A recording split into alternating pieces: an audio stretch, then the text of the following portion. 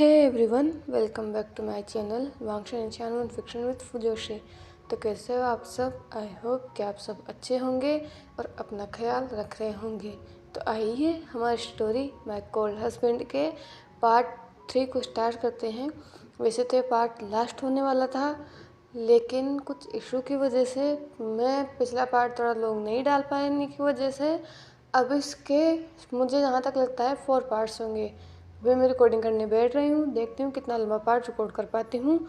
And अगर ज़्यादा लंबा हो गया तो ये फिर भी मुझे लगता कि इस पार्ट में ख़त्म हो पाएगा। अगर मैंने इसको इसी पार्ट में ख़त्म कर दिया तो ये बहुत ज़्यादा रश हो जाएगा, बहुत जल्दबाजी हो जाएगी, जिससे ना तो आपको मज़ा आएगा, ना आप सेटिस्फेक्शन फील करोगे कि स्टोरी एंड हो गई है, और ना ही मैं सेटिस्फेक्शन फील कर पाऊँगी, जो कि मुझे मेरी हर स्टोरी ख़त्म करने के बाद फील होता है कि हाँ, मैंने हर इस स्टोरी को कंप्लीट कर दिया है। इसमें कुछ भी नहीं छूटा है जो मैं ऐड करना चाहती थी। लेकिन अभी अगर मैं इस स्टोरी को लगभग 4 से 5 घंटे रिकॉर्ड करूँ ना, तब जाकर ये स्टोरी कंप्लीट होगी। और इतना लंबा मैं रिकॉर्ड नहीं कर सकती क्योंकि मैंने कभी नहीं किया है।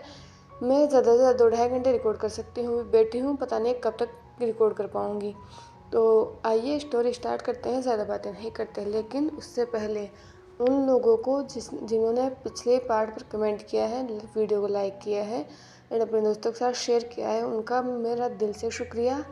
आप लोगों ने सच में इस बार इस वीडियो से मुझे बहुत मोटिवेट किया है। आपके कमेंट से मुझे बहुत मोटिवेशन मिलता है। मैंने सबके एक एक कमेंट को देखा है और मुझे सच में बहुत अच्छा लगा। इसीलिए अब की बार मैं ये वीडियो जल्दी लेकर आ रही हूँ, नहीं तो अभी ये वीडियो ज़्यादा डिले होता।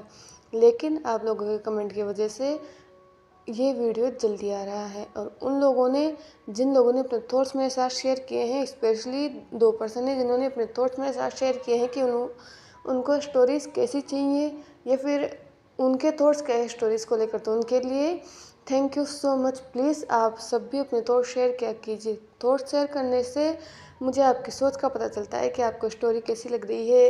एंड वही घिसा पिटा जवाब कि मुझे आपके जो कमेंट्स हैं वो मोटिवेट करते हैं। तो प्लीज़ जब भी आप पार्ट सुनो तो एक छोटा सा ही कमेंट, भले ही वो 1 लाइन का ही हो, पर प्लीज़ छोड़ कर जाया कीजिए। तो आइए अब स्टोरी को स्टार्ट करते हैं। बहुत लंबी बातें हो चुकी हैं, आजकल मैं बहुत ज़्यादा ही बातें करने लगी हूँ। मैं आपको पर शुरुआत में भी बोर कर देती होंगी, पर आइए स्टोरी स्टार्ट करते हैं। तो लास्ट पार्ट में हमने बहुत कुछ देखा था, भला देखा था हमने हमारे शानून की वेडिंग नाइट, जो कि बिल्कुल भी अच्छी नहीं थी। उसमें वांग जी को ऐसे सुनने को मिला था जिसकी उसने कभी उम्मीद नहीं की थी कि वो इंसान जिससे उसकी शादी हुई है वो उससे प्यार नहीं करता, वो किसी और से प्यार करता है। फिर भी वांग जी ने खुद को मना लिया था कि प्यार कोई फोर्स नहीं होता।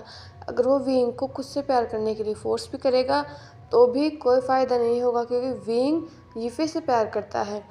इसलिए वांग जी ने खुद को विंग से दूर रखना शुरू कर दिया था और अपने काम को करना शुरू कर दिया था। वो चाहता तो विंग को भी छोड़कर जा सकता था, लेकिन मिस्टर एंड मिसेस लेन इस शादी को लेकर बहुत ज़्यादा एक्साइटेड थे। एंड अब शादी होने के बाद उन्हें लग रहा था कि उन्होंने एक ऐसी फैमिली में वांग जी को भेजा है जो फैमिली वांग जी की इज्जत करेगी, वांग जी को प्यार करेगी।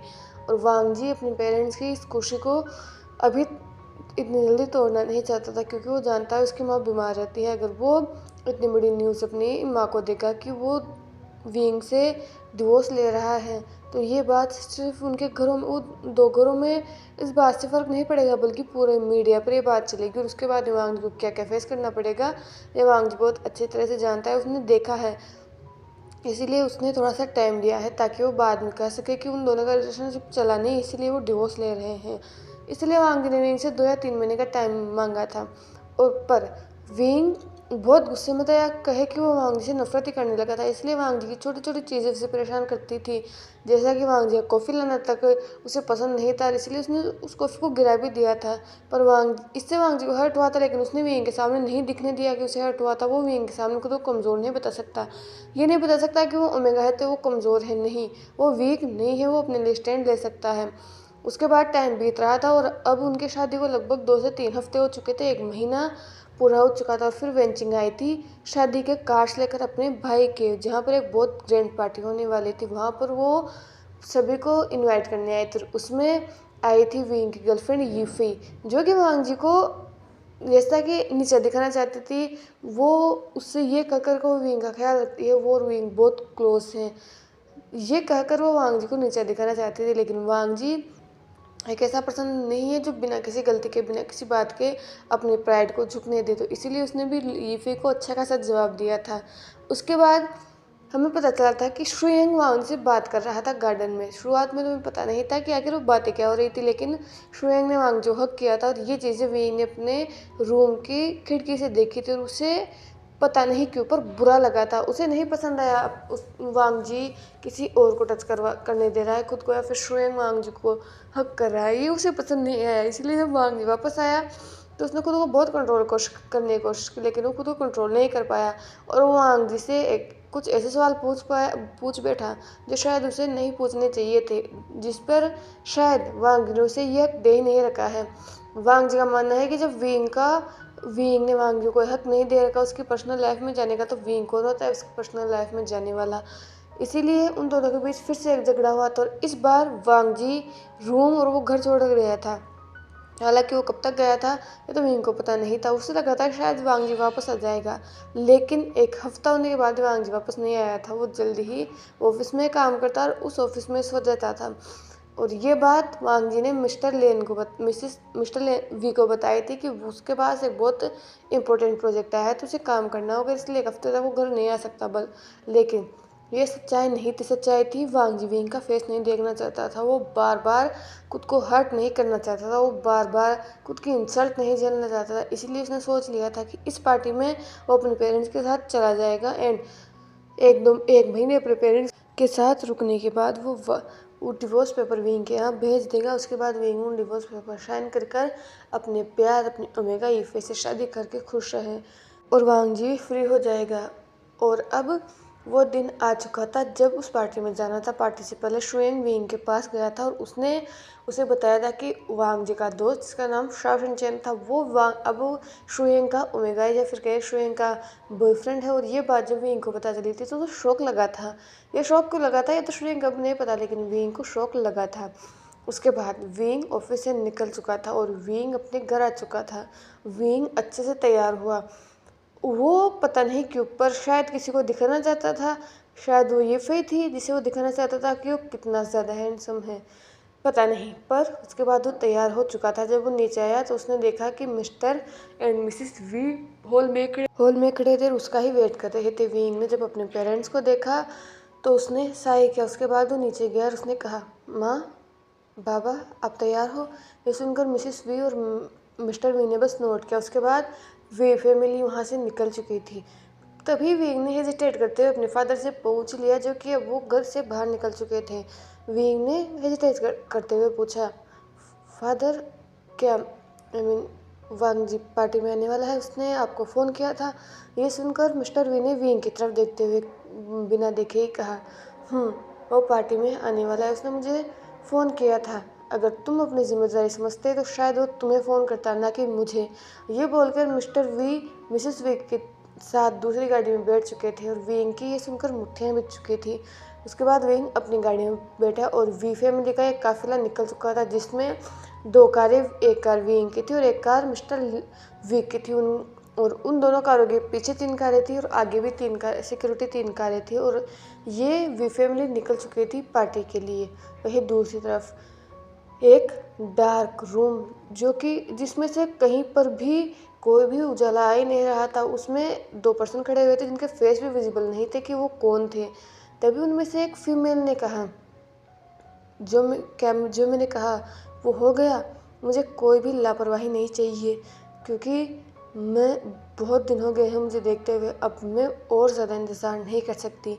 ये सुनकर सामने से एक मेल की आवाज़ सुनाई देती है। उसने कहा, तैयारियाँ सब हो गई हैं, मैंने हमारे आदमियों को बता दिया है, लेकिन क्या तुम श्योर हो कि तुम ये करना चाहती हो? तुम जानती हो मैं क्या करना चाहता हूँ, तो तुम ये सब क्यों करना चाहती हो? अगर तुम ये करोगी तो इससे तुम्हें नुकसान होगा, फिर तुम अपना नुकसान क्यों चाहती हो? तुम्हें वो करना चाहिए जो तुम पहली बार करना चाहती थी। अगर तुम उस पर ज़्यादा फोकस करोगी तो शायद तुम्हारा कहीं चांस हो। ये सुनकर उस लेडी ने हंसते हुए कहा, और वो हंसी बिल्कुल भी नॉर्मल तो थी नहीं। वो लेडी बिल्कुल किसी साइको की तरह से रही थी। उसने हंसते हुए कहा, ओह मुझे अपना पहला काम कंप्लीट करना चाहिए, लेकिन तुम्हें किसने कहा कि मैंने अपना पहला काम कंप्लीट नहीं किया है? मेरा पहला काम लगभग 90% कंप्लीट हो चुका है, इसलिए तो मैं अपने दूसरे प्लान की तरफ बढ़ी हूँ। तुम्हें क्या लगता है मैंने अपना पहला काम अधूरा छोड़ दिया और उस काम को अधूरा छोड़ते हुए ही मैं अपने दूसरे काम के लिए बढ़ गई? बिल्कुल नहीं, मैं अपने काम को पूरा करती हूँ और मेरा पहला काम जो मैं करना चाहती थी वो लिटरली 90% तक कंप्लीट हो चुका है। बस अब मुझे ऑर्डर लेना है। जब भी मैं ऑर्डर दूंगी जो मैं चाहती हूँ वो बस सीधा हो जाएगा और कोई कुछ नहीं कर पाएगा। और रही बात मेरे दूसरे प्लेन की, तो इसकी अभी ज़रूरत है, मुझे इस चीज़ की अभी बहुत ज़्यादा ज़रूरत है। पहले मुझे लगा था कि जो मैं प्लान ए कर रही हूँ उसी से ही मेरा काम हो जाएगा, मुझे इसके अलावा कुछ ज़्यादा करना ही नहीं पड़ेगा। ना तो इसमें मेरा नाम आएगा और ना ही किसी को पता चलेगा। लेकिन कुछ दिनों से मेरे साथ जो कुछ भी हो रहा है उसके बाद मुझे प्लान भी करना ही होगा और ये बहुत ज़्यादा ज़रूरी है। तो इसीलिए ज़्यादा सवाल मत करो, ये हम दोनों के लिए अच्छा है। एक बार बस उस बुढ़े का काम ख़त्म हो जाए तो फिर वो सारी जायदाद जिसके लिए हम ये सब कर रहे हैं वो हमारी होगी। बस कुछ दिनों की बात और है, मुझे एक बार पता चल जाए कि सही टाइम कब आएगा, मुझे बस उसी सही टाइम का इंतज़ार है और उस सही टाइम आने के साथ ही मैं क्वीन होंगी और तुम मेरे होंगे किंग। हम दोनों राज करेंगे। ये सुनकर, ये बोलकर वो लड़की फिर से हंसने लगती है और वो उस लड़के के फेस पर थोड़ी सी हेजिटेशन तो थी लेकिन उसके फेस पर भी स्माइल आ जाती है। फिर वो उस लड़के के पास आता है, उसकी वेस्ट में अपना हाथ डालता है और उसे अपने क्लोज कर लेता है। वो लड़की भी तुरंत ही अपने हाथों को उस लड़के के नेक में डाल लेती है। उस लड़की ने उस लड़के की तरफ देखते हुए कहा, तो बेब कैसा लगा मेरा प्लान? अब तो मानते हो ना कि मेरे पास कितना दिमाग है? ये सुनकर उस लड़के ने उसकी वेस्ट में जिसने अपना हाथ डाल रखा था उसने उस हाथ को थोड़ा और टाइट किया और उस लड़की को अपने पास लाते हुए कहा, मैंने कब मना किया था कि तुम्हारे पास दिमाग नहीं है? मैं तो शुरू से जानता था कि तुम्हारे पास बहुत ज़्यादा दिमाग है, नहीं तो तुम यहाँ तक कैसे पहुँचती? एक ऐसे इंसान के पास कैसे जाती जिसके पास जाना लिटरली नामुमकिन था। I am proud of you. अब हमारा प्लान जल्द ही सक्सेस होगा। उन लोगों ने जो किया है उसकी सज़ा उन्हें मिलेगी और वो सज़ा हम दोनों देंगे साथ मिलकर और उसके बाद हम किंग और क्वीन की तरह राज करेंगे। ये बोलकर उस लड़के के फेस पर भी स्मिक था और उस लड़की ने भी स्मिक किया और फिर आगे वो अपने टोस पर खड़ी हुई उसने उस लड़के के लिप्स पर किस करते हुए कहा, डोंट वरी, सब कुछ ठीक होगा। हमने बहुत मेहनत की है और ये मेहनत बिल्कुल भी बेकार नहीं जाने वाली, तो चिंता मत करो। ये बोलकर वो दोनों फिर से एक दूसरे को किस करने लगते हैं। वहीं दूसरी तरफ पार्टी सच में बहुत ज़्यादा लग्जरियस थी।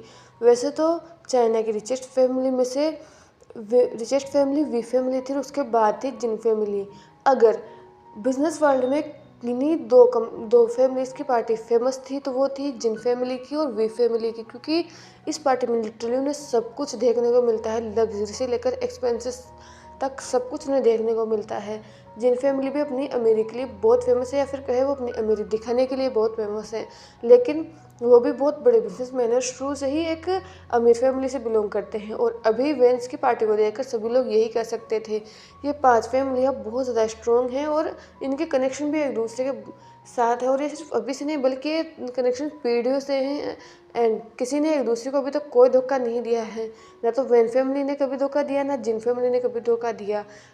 उनके फैमिली में शायद भले ही प्रॉब्लम हो, उनके लोग भले ही कैसे हो, लेकिन अभी तक किसी ने किसी को धोखा नहीं दिया है। जो भी वो सभी एक दूसरे को दोस्त मानते हैं। पार्टी अपने शाबो शबाब पर चल रही थी।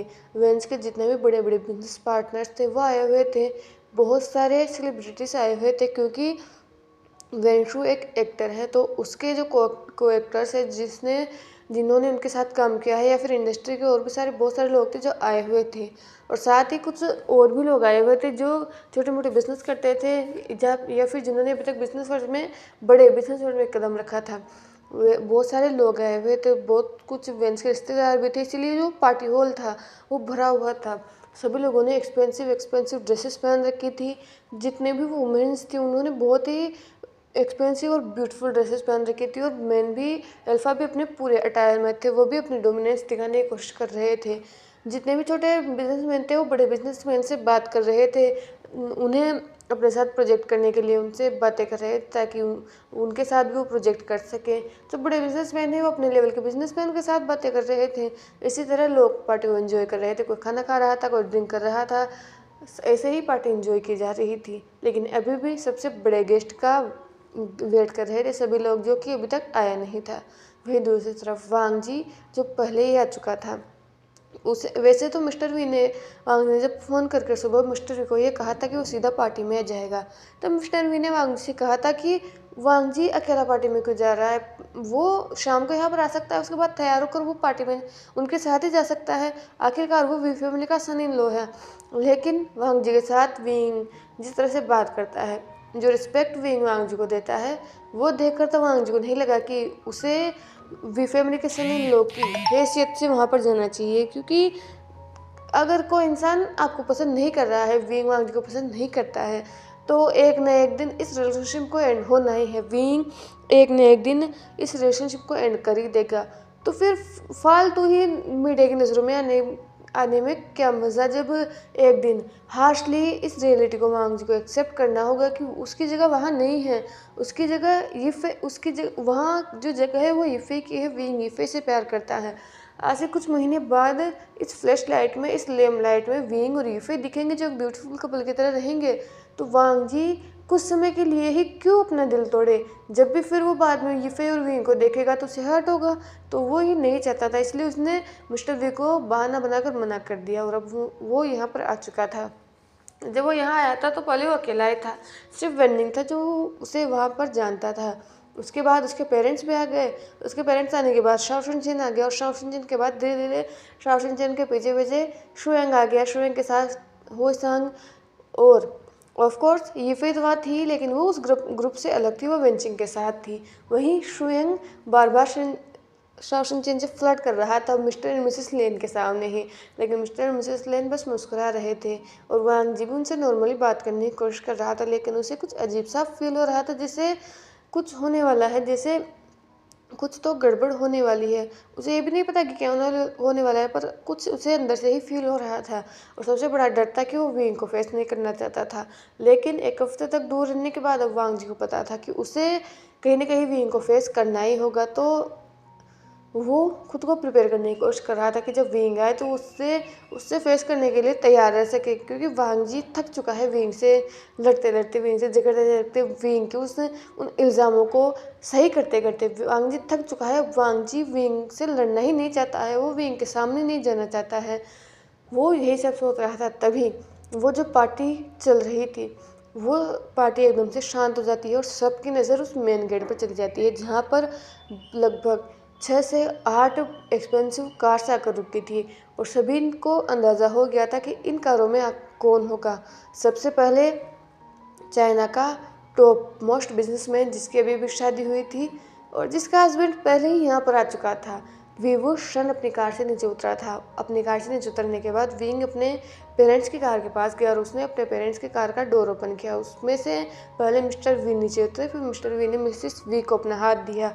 और ये जेस्चर सबके लिए ही बहुत ही मिसमराइजिंग था, क्योंकि ये बहुत कम होता है कि बिज़नेस फैमिलीज़ में इतना जुड़ाव होता है। बिज़नेस फैमिलीज़ में अक्सर मनमुटाव होते रहते हैं, लेकिन वो लोग वी फैमिली को किसी भी पार्टी में देखें, उनका जो जेस्चर है वो ऐसा ही होता है, इतना रिस्पेक्टफुल होता है। चाइना के इतने बड़े बिजनेसमैन मिस्टर वी का भी अपने पेरेंट्स को लेकर, नहीं तो अगर विंग चाहे तो वो इतना बड़ा बिजनेसमैन खुद ही है। वो उसके जो बिजनेस पार्टनर्स है वो मिस्टर वी से भी ज़्यादा ही होंगे। और वो चाहता था वो उतर कर वो सीधा पार्टी हॉल के अंदर जा सकता था, लेकिन उसने ऐसा नहीं किया। उसने अपने पेरेंट्स का इंतज़ार किया।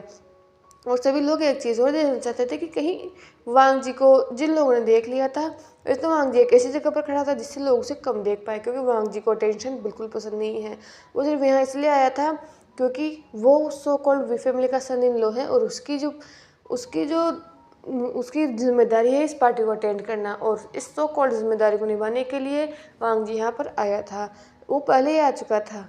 जिन लोगों ने वांग जी को देखा था उन्हें तो पता था कि वांग जी गया है, लेकिन बहुत सारे लोग थे जो वांग जी के आने के बाद आए थे, इसलिए उन्होंने वांग जी को नहीं देखा था।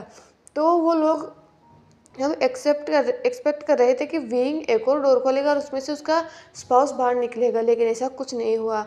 विंग ने अपने पेरेंट्स को आगे किया और विंग अपने पेरेंट्स के पीछे पीछे चलने लगा। उनके जो गार्ड्स थे उनसे 10 मीटर पीछे चल रहे थे। एंड वो लोग धीरे धीरे धीरे धीरे पार्टी में जाने लगे थे। जैसे वो पार्टी में जा रहे थे, जितने भी लोग थे उनकी आंखों में रिस्पेक्ट थी, लेकिन कहीं ना कहीं ये विंग भी जानता था और ये मिस्टर वी भी जानता था ये रिस्पेक्ट उनके लिए नहीं है, ये रिस्पेक्ट उनके पैसे के लिए है, उनकी वेल्थ के लिए है। अगर आज मिस्टर वी और विंग के पास इतना पैसा नहीं होता, शायद इन लोगों की आंखों में इतनी रिस्पेक्ट नहीं होती।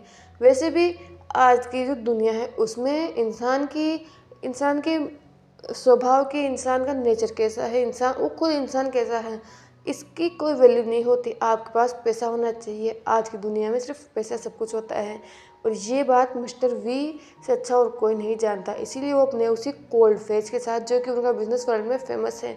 मिस्टर वी अपनी फैमिली के साथ तो बहुत अच्छी तरह से रहते हैं, लेकिन बिजनेस वर्ल्ड के लिए वो विंग की तरह कोल्ड सीईओ थे, जिसकी पोस्ट उन्होंने विंग को हैंड ओवर कर दी। और विंग उनसे भी ज़्यादा कोल्ड एंड डार्क पर्सन है, उसकी तो आंखों से लोग डरते हैं। विंग अपने पेरेंट्स के साथ चल रहा था, वो तीनों एक लाइन में चल रहे थे एंड विंग की आंखें किसी को ढूंढ रही थी। विंग अपनी आंखों को इतनी धीरे घुमा रहा था और इस तरह से घुमा रहा था कि अगर कोई और देखे विंग को तो कोई नहीं कह सकता था कि विंग की आंखें किसी को पार्टी में ढूंढ रही थी। लेकिन जो विंग को जानते हैं वो अगर विंग को ध्यान से देखें तो वो लोग कह सकते थे कि विंग कहीं ना कहीं किसी को ढूंढ रहा था। वहीं दूसरी तरफ विंग जब नज़रों को घुमा रहा था, तभी उसकी नज़र भीड़ में एक ब्यूटीफुल प्रिंसेस पर गई, जिसने एक ब्यूटीफुल रेड गाउन पहन रखा था। विंग ने ब्लैक टक्सीडो पहन रखा था। विंग ने अंदर ब्लैक शर्ट, उस पर टाई लगा रखी थी, जिस पर एक ब्यूटीफुल ही लोटस प्रिंट का एक ब्रोंज लगा हुआ था। वहीं दूसरी तरफ उसने एक कोट पहन रखा था, जिसके ऊपर बहुत सारी डिज़ाइनें रखी थी। वो डिज़ाइन बहुत एक्सपेंसिव लग रही थी, शायद वो डायमंड्स थे, लेकिन विंग उन सब में बहुत ज़्यादा शाइन कर रहा था। वहाँ पर जितने भी सारे अल्फ़ा खड़े हैं, वो अल्फ़ा विंग के सामने बहुत फीके लग रहे थे। सभी लोग अपने एक्सपेंसिव सूट्स में आए थे, लेकिन जब विंग ने जैसे यहाँ पर कदम रखा, उन सब की जैसे हैंडसमनेस जो थी वो कम पड़ गई। विंग अकेला ही बहुत ज़्यादा हैंडसम लग रहा था, और जितनी भी वहाँ पर ओमेगास थी वो बस उस पर ड्रोल कर रही थी, भले ही वो शादीशुदा ही क्यों ना हो, क्योंकि विंग लगी इतना हैंडसम रहा था। 27 साल का होने के बावजूद विंग के फेस पर ऐसा ग्लो होता है जैसे वो 21-22 साल का एक टीनेजर हो। वहीं दूसरी तरफ विंग की नजर जब उस प्रिंसेस पर रुकी, जो कि और कोई नहीं बल्कि येफे थी, जिसने ब्यूटीफुल रेड कलर का गाउन पहन रखा था। उसके साथ उसने रेड लिपस्टिक लगा रखी थी, और उसने अपने बालों को प्रिंसेस स्टाइल कर रखा था। उसके बाल बहुत लंबे थे, तो खुलकर वो उसकी वेस्ट तक आ रहे थे। उसने अपने नेक में एक डायमंड नेकलेस पहन रखा था, जो कि बहुत ब्यूटीफुल लग रहा था उसके उसी गाउन के साथ। और सच में अगर कोई यीफे को देखे तो कोई नहीं कह सकता कि यीफे किसी से कमिटेड है। वो बहुत बहुत बहुत ज़्यादा ब्यूटीफुल लग रही थी, और आसपास और ये कोई भी ये देखकर कह सकता था कि आसपास जितने भी अल्फ़ा है वो उस यूफ़ी को सच में कोई ना कोई अप्रोच करना चाहता है। और कई अल्फ़ाओं ने अभी तक यूफ़ी को अप्रोच किया भी है इस पार्टी में आने के बाद, और पूछा है कि वो किसके साइड से आई है, वो कौन है, क्या वो किसी बिजनेस फैमिली से बिलोंग करती हैं या फिर वो किसी और से रिच फैमिली से बिलोंग करती हैं। क्योंकि वांग यीफे इस नाम का किसी ने भी अभी तक कोई बिजनेस नहीं सुना है, या फिर कोई फैमिली बिजनेस करती है किसी ने नहीं सुना है, इसलिए सब लोग ईफे से पूछ रहे थे। और ईफे बता रही थी कि वो भी एक बिजनेस फैमिली से बिलोंग करती है, लेकिन वो बिजनेस फैमिली कौन सी है उसने ये किसी को नहीं बताया। और बहुत सारे अल्फाज थे जब तक उससे पूछ चुके थे। ईफे भी मुस्कुराकर सबसे बातें कर रही थी, हालांकि उसकी नज़र भी गेट पर थी, वो भी एक ही पर्सन का इंतजार कर रही थी। उसने जानबूझकर रेड कलर का गाउन पहना था, क्योंकि वो जानती है कि विंग का रेड एंड ब्लैक कलर बहुत ज़्यादा ही फेवरेट है। विंग की फेवरेट है, दो ही कलर है, विंग को रेड एंड ब्लैक कलर बहुत पसंद है। और इतने सालों से वो दोनों रिलेशनशिप में है, तो यीफे को पता था कि विंग ब्लैक ही पहन कर आएगा, इसलिए उसने खुद को रेड में तैयार किया था। और वो सच में बहुत ज़्यादा ही ब्यूटीफुल लग रही थी, बिल्कुल किसी डिज्नी की प्रिंसेस की तरह। विंग की नज़रें यीफे पर गई थी, लेकिन वो नज़रें 5 सेकंड से ज़्यादा यीफे पर रुकी नहीं, या फिर कहे कि विंग ने बस एक ब्रीफ मूवमेंट लिया था वीफे को देखने में, और ऊपर से नीचे तक उसने शायद पूरा देखा भी नहीं होगा, लेकिन तुरंत ही उसने अपनी आंखों को वीफे पर से हटा लिया और फिर से अपने नज़र को घुमाने लगा। और ऐसा करते हुए ही वो पार्टी के अंदर आ चुका था। मिस्टर एंड मिसेस वी अपने पार्टनर से मिलने लगे थे। मिसेस वी की बहुत सारी फ्रेंड्स थी, बिजनेस वुमेंस थी जो वहाँ पर आए थे, और भी इन पाँचों फैमिली की जो जो मेन लेडी होती है, जैसे कि वी फैमिली में मैडम वी है, तो वैसे ही जिन फैमिली में मैडम जिन है, नी फैमिली में मैडम नी है, वैसे ही सब लोग थे। और विंग अपने बिजनेस पार्टनर से बातें कर तो रहा था, लेकिन उसकी नज़रें घूम रही थी। और फाइनली जिस पर्सन को वो ढूंढ रहा था वो उसे एक कॉर्नर में मिला, जो कि अपने ग्रुप के साथ बातें कर रहा था। वहीं दूसरी तरफ वांग जी जब विंग आया था तो वो भी उसे ही देख रहा था। और सच में अगर वांग जी झूठ नहीं बोलता तो वो खुद अपने दिल से कहेगा कि विंग बहुत ज़्यादा हैंडसम लग रहा था। वांग जी खुद एक पल के लिए एडमिट करने के लिए तैयार है कि उसने आज तक विंग से हैंडसम अल्फा नहीं देखा है। वांग जी अपने बिजनेस करियर में बहुत सारे अल्फाओं से मिला है, बहुत सारे बीटाओं से मिला है, लेकिन उसने आज तक विंग जितना हैंडसम अल्फा देखा ही नहीं है। इस वक्त वांग जी के दिल से बस यही आवाज़ आ रही थी। लेकिन जब उसने देखा कि विंग की नज़रें किसी को ढूंढ रही है तो पता नहीं क्यों पर उसकी मुट्ठियाँ भिज गई और उसने अपनी नज़रों को घुमा लिया। उसने अपनी पीठ को विंग की तरफ कर लिया। इसलिए जब विंग अंदर आ रहा था उस पार्टी हॉल के, तो विंग को वांग जी दिखा नहीं, लेकिन जब वो पार्टी के बीच में आया और उसने अपनी नज़र को चारों तरफ घुमाया, तब जाकर उसे वांग जी दिखा, जो कि शुएंग, शाओशेन, मिस्टर एंड मिसेस लेन के साथ खड़े हुए थे। विंग जब ये देखा तो उसकी आंखें बहुत ज़्यादा डार्क हो गई, क्योंकि वांग जी के पास शुएंग था और दूसरी तरफ खड़ा हुआ था नीहोई सांग। दोनों ही अल्फा थे और वांग जी को उन दोनों से कोई प्रॉब्लम नहीं हो रही थी। नीहोई सांग के पास खड़ा था वेनिंग, जो कि उन सबको शायद ड्रिंक्स प्रोवाइड करवा रहा था। वो आखिर उसकी फैमिली की पार्टी है तो वो हर इंतज़ाम को देख रहा था। वही शुएंग शाओशेन से बातें कर रहा था। मिस्टर और मिसेस लेन मुस्कुरा रहे थे। विंग जब ये देखा तो उसकी मुट्ठियाँ बिछ गई और वो तुरंत अपने उन लंबे कदमों को लेता हुआ उस ग्रुप की तरफ चला गया। और सबकी नज़रें ऑफकोर्स विंग को फॉलो कर ही रही थी, क्योंकि वो एक बहुत बड़ा बिजनेसमैन, तो सबको पता होना चाहिए कि आखिर विंग करना क्या चाहता है। सभी लोग उससे बात करना चाहते थे, इसीलिए सभी लोग की नज़रें विंग को फॉलो कर रही थी। लेकिन विंग की नज़रें जिस इंसान को फॉलो कर रही थी वो इंसान घूम कर भी विंग की तरफ नहीं देख रहा था। और इसी चीज़ ने विंग को बहुत ज़्यादा गुस्सा दिला रहा था। लेकिन अगले ही पल वांग जी जो अपनी जगह पर खड़ा हुआ था, उसे अपने वेस्ट में किसी का हाथ फील हुआ और वो हाथ बहुत ज़्यादा ही स्ट्रोंग था। वांग जी अपनी नज़रों को घुमाता है और जब वो पर्सन को देखता है तो एक पल के लिए वांग जी की जो ब्रीथ थी वो उसके थ्रोट में टक्कर रह जाता है, क्योंकि जिस विंग की जिस विंग को वो एडमायर कर रहा था, जिस विंग को वो अभी हैंडसमनेस की तारीफ़ कर रहा था, इतनी दूर से ही वो उसे इतना हैंडसम लग रहा था, वो अब उसके पास उसके सामने खड़ा हुआ था। और वांग जी सच में थोड़ा सा चौंक गया था कि विंग यहाँ पर क्या कर रहा है। उसे लगा था कि विंग यीफे के पास जाएगा। जिस तरह से विंग अपनी नज़रों को घुमा कर किसी को ढूंढ रहा था तो उसे लगा था कि वो यीफे के पास जाएगा, वो उसके पास क्यों आएगा। लेकिन विंग का जेस्चर देखकर वांग जी थोड़ा सा शॉक हो गया था और विंग ने अगले ही पल उस वेस्ट में डले हाथ को अपनी तरफ खींच लिया। और वांग जी का जो हाथ साइड आर्म थी वो विंग की चेस्ट से जाकर टकराई थी। वो तो वांग जी पूरा ही टकराने वाला था, लेकिन वांग जी ने अपने हाथ को विंग की चेस्ट पर रख लिया। और थोड़ी देर तक तो वांग जी ने एडजस्ट करने में टाइम लगाया, क्योंकि वो सच में गिरा था विंग के ऊपर, विंग ने खींचे उसे ऐसे था, लेकिन फिर उसने खुद को स्टडी करने में टाइम लगाया।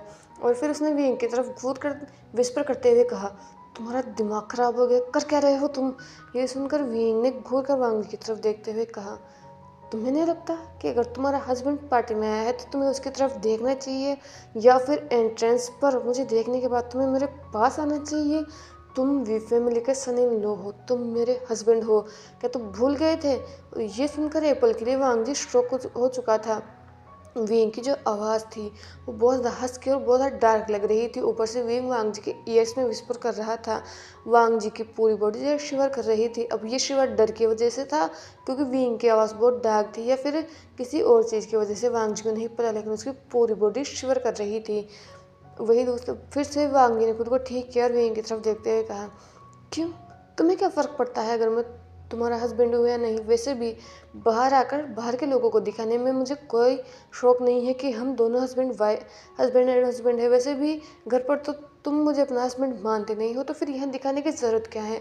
मुझे कोई तमाशा नहीं चाहिए था, इसीलिए मैं अकेला आ गया और मैं इस पार्टी में अकेला रह सकता हूँ। तो तुम्हें मुझे क्लेम करने की ज़रूरत नहीं है झूठ बोल कर कि मैं तुम्हारा हस्बैंड हूँ। यहाँ पर तुम अपनी उस दोस्त कम गर्लफ्रेंड के साथ एंजॉय कर सकते हो। वैसे भी तुम वी फैमिली का इकलौते हायर हो, तो अगर तुम किसी मेगा के पास जाओगे तो भी कोई तुम्हें कुछ नहीं कहेगा। सबको लगेगा कि वो सिर्फ तुम्हारे दोस्त है, कोई बिजनेस पार्टनर है जिसके साथ तुम बस फ्रेंडली हो रहे हो, तुम कितने अच्छे हो। मुझे फ़र्क नहीं पड़ता, जाना हो तो जाओ और मेरी वेस्ट में हाथ डालना बंद करो। मैं तुम्हारी कोई प्रॉपर्टी नहीं हूँ जिसको तुमने एक जगह रोक रखा है। ये सुनकर विंग के फेस पर एक डार्क सी स्माइल आ गई। उसने फिर से वो वांग जी गेट के पास गया और उसने विस्पर करते हुए कहा, यू आर माई प्रॉपर्टी लेन वांग जी। मुझे नहीं पता, लेकिन हमारी शादी हुई है और हम घर वालों के सामने तो नाटक नहीं कर सकते, लेकिन यहाँ तो कर ही सकते हैं। वैसे भी तुम मुझे 2 महीने बाद डिवोर्स देने वाले हो, अभी तुमने मुझे डिवोर्स नहीं दिया है, तो अकॉर्डिंग टू लॉ और हमारी वेडिंग के अकॉर्डिंग तुम मेरे भी हस्बैंड हो। तो मछली की तरह तड़पना बंद करो और अपने फेस को ऐसा बनाना बंद करो, हमें सब लोग रिकॉर्ड कर रहे हैं। ये सुनकर वांग जी ने अपनी नज़रों घुमा कर देखा तो सच में वहाँ बहुत सारी मीडिया थी जो चीज़ को रिकॉर्ड कर रही थी और बहुत सारे लोग भी थे उनकी तरफ देख रहे थे। वांग जी को सच में बहुत गुस्सा आ रहा था। वो इस अल्फा के फेस पर बस पंच करना चाहता था, लेकिन विंग के फेस पर जैसे एक विक्ट्री वाली स्माइल थी कि उसने इस वाइल्ड किटन को टेम कर लिया है। वहीं दूसरी तरफ यीफई, जो कि विंग की तरफ होपफुल आइज़ के साथ देख रही थी, उसे लगा था कि विंग उसके पास आएगा जैसे ही विंग उसे देखेगा, लेकिन उसने ये बिल्कुल उम्मीद नहीं की थी कि विंग उसके पास ना आकर उस लेन वांग जी के पास जाएगा, जिसको विंग अपना हस्बैंड तक नहीं मानता। यही तो उसने यीफई को कहा था कि वो विंग को अपना हस्बैंड, कि वो वांग जी को अपना हस्बैंड मानता ही नहीं है। तो फिर आज वो यहाँ पर गया क्यों था? यीफई उसके लिए इतने अच्छे से तैयार होकर आई थी, यहाँ तक कि उसने विंग की पसंदीदा ड्रेस तक पहनी है, विंग का फेवरेट कलर तक पहना है, लेकिन विंग ने उसकी तरफ ध्यान से देखा तक नहीं है। और वो लेन वांग जी इसने एक सिंपल सा ब्लैक सूट पहन रखा है जो कि विंग के कलर से भी मैच नहीं हो रखा, क्योंकि वांग जी ने जो था वो उसका सूट ब्लैक था, लेकिन वो सिंपल था, वो टक्सीडो नहीं था, ना ही वो बहुत ज़्यादा एक्सपेंसिव लग रहा था। वांग जी ने वो अपने पैसों से खरीदा था, लेकिन फिर भी वांग जी की उस मिल्की वाइट स्किन पर वो ब्लैक कोट जच रहा था। अब जो लोग वांग जी को एडमायर करते हैं, जो वांग जी को पसंद करते हैं, उन्हें तो वांग जी बहुत ब्यूटीफुल लग रहा था। वहाँ पर जितने भी अल्फा थे वो वांग जी को देख रहे थे, उन्हें भी वांग जी अच्छा ही लग रहा था। लेकिन जो लोग वांग जी को पसंद नहीं करते, जो उससे नफरत करते हैं, या फिर जो अभी फिलहाल उसकी ब्यूटी को देखकर जल रहे थे, तो उन्हें तो ये लग रहा था कि वांग जी ने कितना एक चीप सूट पहन रखा है, इतनी एक्सपेंसिव पार्टी में वांग जी यहाँ पर आके से गया। सभी कुछ सबकी अपनी अपनी सोच होती है और सभी लोग अपने अपने तरीके से सोच रहे थे। और यीफई भी यही सोच रही थी कि इस चीप से सूट में ये पार्टी में कर क्या रहा है। विंग यीफई को पैसा देता है तो क्या वो अपने हस्बैंड को पैसा नहीं दे सकता था? क्या वो एक ढंग का सूट तक नहीं पहन कर आ सकता था? वो वी फैमिली का हायर है, वो वी फैमिली का सन इन लॉ है। यीफई बस यही सोच रही थी। तभी मिस्टर वी ने जब देखा कि मिस्टर एंड मिसेस लेन वहाँ पर खड़े हुए, तो उन्होंने भी मैडम यू के हाथ को पकड़ा और वो उसे वहीं पर ले जाने लगे। उसके बाद जब वो मिस्टर एंड मिसेस लेन के पास गए तो मिस्टर एंड मिसेस लेन ने मुस्कुराते हुए उन्हें ग्रीट किया और कहा, Mr Lane, Mr Wei, Mrs Wei, आप लोग आ गए। हम लोग आप कब से आपका इंतज़ार कर रहे थे। ये सुनकर मिस्टर वी ने मुस्कुराते हुए कहा, आपको फॉर्मल होने की ज़रूरत नहीं है। और हाँ, हम थोड़ा सा लेट हो गए, वो विंग को एक इम्पोर्टेंट मीटिंग आ चुकी थी, नहीं तो हम कब का आ जाते। वैसे भी हमने हमारा सन तो आपके पास रखा ही था, वांग जी पहले ही यहाँ पर आ चुका था। ये सुनकर मिस्टर ले ने मुस्कुराते हुए कहा, हाँ वो तो है, वांग जी यहाँ पर आ गया था, नहीं तो मुझे लग ही नहीं रहा था कि हम यहाँ पर अकेले क्या करेंगे, क्योंकि यहाँ पर जितने भी लोग हैं हम उनमें से आधों को ही नहीं जानते हैं, तो मैं नहीं समझ आ रहा था कि हम यहाँ पर क्या करेंगे। ये सुनकर मिस्टर लेन मुस्कुराने लगते हैं। तभी मिसेस लेन आगे आती है। वो मिसेस वी की तरफ देखते हुए कहती है, मिसेस वी, मिस्टर वी, आप लोगों का शुक्रिया। ये सुनकर मिसेस वी, वैसे तो उसे इन सब बातों में इंटरेस्ट नहीं था, क्योंकि वो अभी भी वांग जी को गोल्ड डिगर, उसकी फैमिली को भी गोल्ड डिगर ही मना करती थी, इसीलिए वो उनसे कम इंटरेक्शन रखती थी। यहाँ तक कि शादी के बाद तो उन्होंने मिस्टर वी और मिसेस वी को कभी भी डिनर पर भी इन्वाइट नहीं किया, नहीं कॉल कर कभी उनसे बात तक की है। पर जब मिसेस लेन ने थैंक्स बोला तो मैडम यू भी जानना चाहती थी कि आखिर मिसेस लेन उन्हें थैंक्स क्यों बोल रही हैं। इसलिए उन्होंने मिसेस लेन की तरफ देखते हुए कहा, मिसेस लेन, आप मुझे शुक्रिया क्यों बोल रही हैं। यह सुनकर मिसेस लेन ने मुस्कुराते हुए कहा, आपको मैं जानती हूँ कि ये शादी अचानक हुई थी, ये शादी 1 हफ्ते में हो चुकी थी, एंड मैं अपने बेटे को जानती हूँ। वांग जी बचपन से ही एक इंट्रोवर्ट पर्सन रहा है, उसे ज़्यादा लोगों से बात करना पसंद नहीं है, इनफैक्ट उसके दोस्त भी बहुत कम हैं। शाओ चेन के अलावा बेरली आपको उसका कोई दोस्त मिलेगा। वांग जी को शुरू से ही लोगों से इंटरेक्ट करना बिल्कुल पसंद नहीं था। और जब मिस्टर वी ने शादी का प्रपोजल भेजा था तो मुझे लग रहा था कि वांग जी कैसे वी फैमिली में कंफर्टेबल होगा, कैसे वो आप लोगों के साथ मिलजुल कर रहेगा, क्योंकि वांग जी बहुत इंट्रोवर्ट पर्सन है और मुझे लगा था कि उसे अनकंफर्टेबल फील होगा। लेकिन जब शादी के दूसरे दिन मैंने उससे बात की तो उसने कहा कि वो आपके साथ सच में बहुत ज़्यादा कंफर्टेबल है, आप उसका बहुत अच्छी तरह से ध्यान रखते हो। यहाँ तक कि मिस्टर वी और आप दोनों तो उसे माँ और बाबा बुलाने की इजाज़त देते हो। और आपको पता है वांग जी आप लोगों की बहुत तारीफ़ करता है। वो हमेशा मुझसे कहता है कि आपने कभी उसे मेरी कमी महसूस नहीं होने दी। सच कहूँ तो मुझे जेलस फील होता है, क्योंकि मेरा बेटा पहले मेरे अलावा किसी और माँ की तारीफ़ तक नहीं किया करता था, लेकिन जब से शादी हुई है तब से वो आपकी भी तारीफ़ करता है। वो कहता है कि उसकी जो मोम है वो भी मेरा बहुत ख्याल रखती हैं, और मिस्टर वी तो बिल्कुल किसी फादर की तरह ही उसका ख्याल रखते हैं। और रही बात उसके हस्बैंड की, ये बोलकर उसने विंग की तरफ देखा और फिर कहा, तुम्हारा भी शुक्रिया मिस्टर वी, क्योंकि तुमने भी मेरे बेटे का अच्छे से ख्याल रखा है। वांग जी कहता है कि तुम उसकी कितनी रिस्पेक्ट करते हो, तुम उसकी बातों की कितनी रिस्पेक्ट करते हो, तुम उसे कंफर्टेबल होने में मदद करते हो। तो थैंक यू सो मच मेरे वांग जी का ख्याल रखने के लिए। मुझे नहीं लगा था कि मेरा वांग जी इतनी जल्दी आप लोगों में घुल मिल पाएगा, क्योंकि उसका नेचर ही ऐसा नहीं है। लेकिन जब मैं वांग जी से बात करती हूँ तो मुझे लगता है कि हाँ, वांग जी आप लोगों के बीच में घुल मिल गया है, और वो खुद मुझसे कहता है। तो थैंक यू सो मच। ये सुनकर सबसे ज़्यादा शॉक हुए थे मैडम यू एंड विंग, जो कि वांग जी की तरफ देख रहे थे और वांग जी को ऑकवर्ड फील हो रहा था। उसने अपनी माँ की तरफ देखते हुए कहा, माँ आप क्या अपनी ये पुरानी बातें लेकर बैठी हुई हैं, और आपको क्या लगता है मैं क्या झूठ बोलूँगा? आपको पता है ना मैं झूठ नहीं बोलता। ये सुनकर मिसेस लेन ने मुस्कुराते हुए कहा, हाँ हाँ मैं जानती हूँ तुम झूठ नहीं बोलते, इसलिए तो मैं इनको शुक्रिया बोल रही थी कि इन्होंने तुम्हारा ध्यान रखा है। ये बोलकर वांग जी ने बस नोट किया। वही मैडम यू बस वांग जी की तरफ देखे जा रही थी, जो मैडम यू की तरफ देख रहा था जैसे आंखों में उसे बताना चाहता हो कि प्लीज़ मिस्टर एंड मिसेस लेन के सामने कुछ मत कहना। वो वांग जी के साथ जिस तरह से बात करते हैं वांग जी सह सकता है, लेकिन अगर वांग जी के पेरेंट्स के साथ कोई बात करेगा तो वांग जी नहीं सह सकता, और ना ही वो इस पार्टी में तमाशा करना चाहता है। और शायद Mr Wei, Mrs Wei and Wing भी समझ गया था, इसलिए उन्होंने भी कुछ नहीं कहा। अब पता नहीं क्यों मैडम यू जो थी उसको भी मिसेस लेन से अब बातें करने में इंटरेस्ट आ रहा था। वैसे तो वो इतनी देर तक अपने दोस्तों के साथ थी, जो खुद भी एक बहुत बड़ी फैमिली से बिलोंग करती थी, तो वो उसी के साथ बातें कर रही थी। लेकिन मिसेस लेन से बातें करते हुए उन्हें पता नहीं क्यों अलग ही एक सुकून मिल रहा था, जैसे किसी दोस्त से बहुत सालों बाद मिले और वो बातें कर रहे थे। शुयंग शाओशन के साथ फ्लर्ट कर रहा था, वहीं नेहुई सांग जो वेनिंग के साथ फ्लर्ट कर रहा था। नेहुई सांग और वेनिंग एक दूसरे को कॉलेज टाइम से ही जानते हैं, और ये दोनों भी 2-3 साल में कपल बन गए थे। नेहुई सांग ने वेनिंग को प्रपोज किया था और वेनिंग ने भी हाँ कर दिया था। वैसे हमारा वेनिंग शाय टाइप का है, और वही दूसरी तरफ वो सांग बहुत बड़ा शेमलेस है, वो बोलने से पहले बिल्कुल नहीं सोचता। वो सांग एक एक्टर है, तो उसके भी बहुत सारे जो दोस्त थे वो यहाँ पर आए हुए थे। और वही दूसरी तरफ वांग जी को छोड़ ही नहीं रहा था। वांग जी अपने एक हाथ को विंग के हाथ पर रखकर अपनी वेस्ट से उसके हाथ को छुड़ाने की कोशिश कर रहा था, लेकिन जैसे जैसे वांग जी कोशिश कर रहा था विंग की पकड़ उसकी वेस्ट पर और ज़्यादा टाइट हो रही थी। और यही चीज़ में वांग जी को फ्रस्ट्रेटिंग लग रही थी कि इंसान चाहता क्या है। कभी तो इंसान उसके पास तक नहीं आना चाहता, कभी कभी तो उसे वांग जी के हाथ तक से डिस्गस्ट फील होता है, और अब वो उसे ऐसे क्लेम करके खड़ा है जैसे वांग जी एक प्रीशियस चीज़ है और विंग अगर उसे छोड़ेगा तो उससे दूर चला जाएगा। वांग जी बहुत ज़्यादा फ्रस्ट्रेट हो रहा था। तभी ग्रूम एंड ब्राइड कहने की अनाउंसमेंट होती है। वैसे तो ये शादी वन फैमिली के बीच पहले हो चुकी थी, लेकिन अब ये रिसेप्शन किया जा रहा था और शादी हो गई थी और एंगेजमेंट अब सबके सामने होने वाली थी।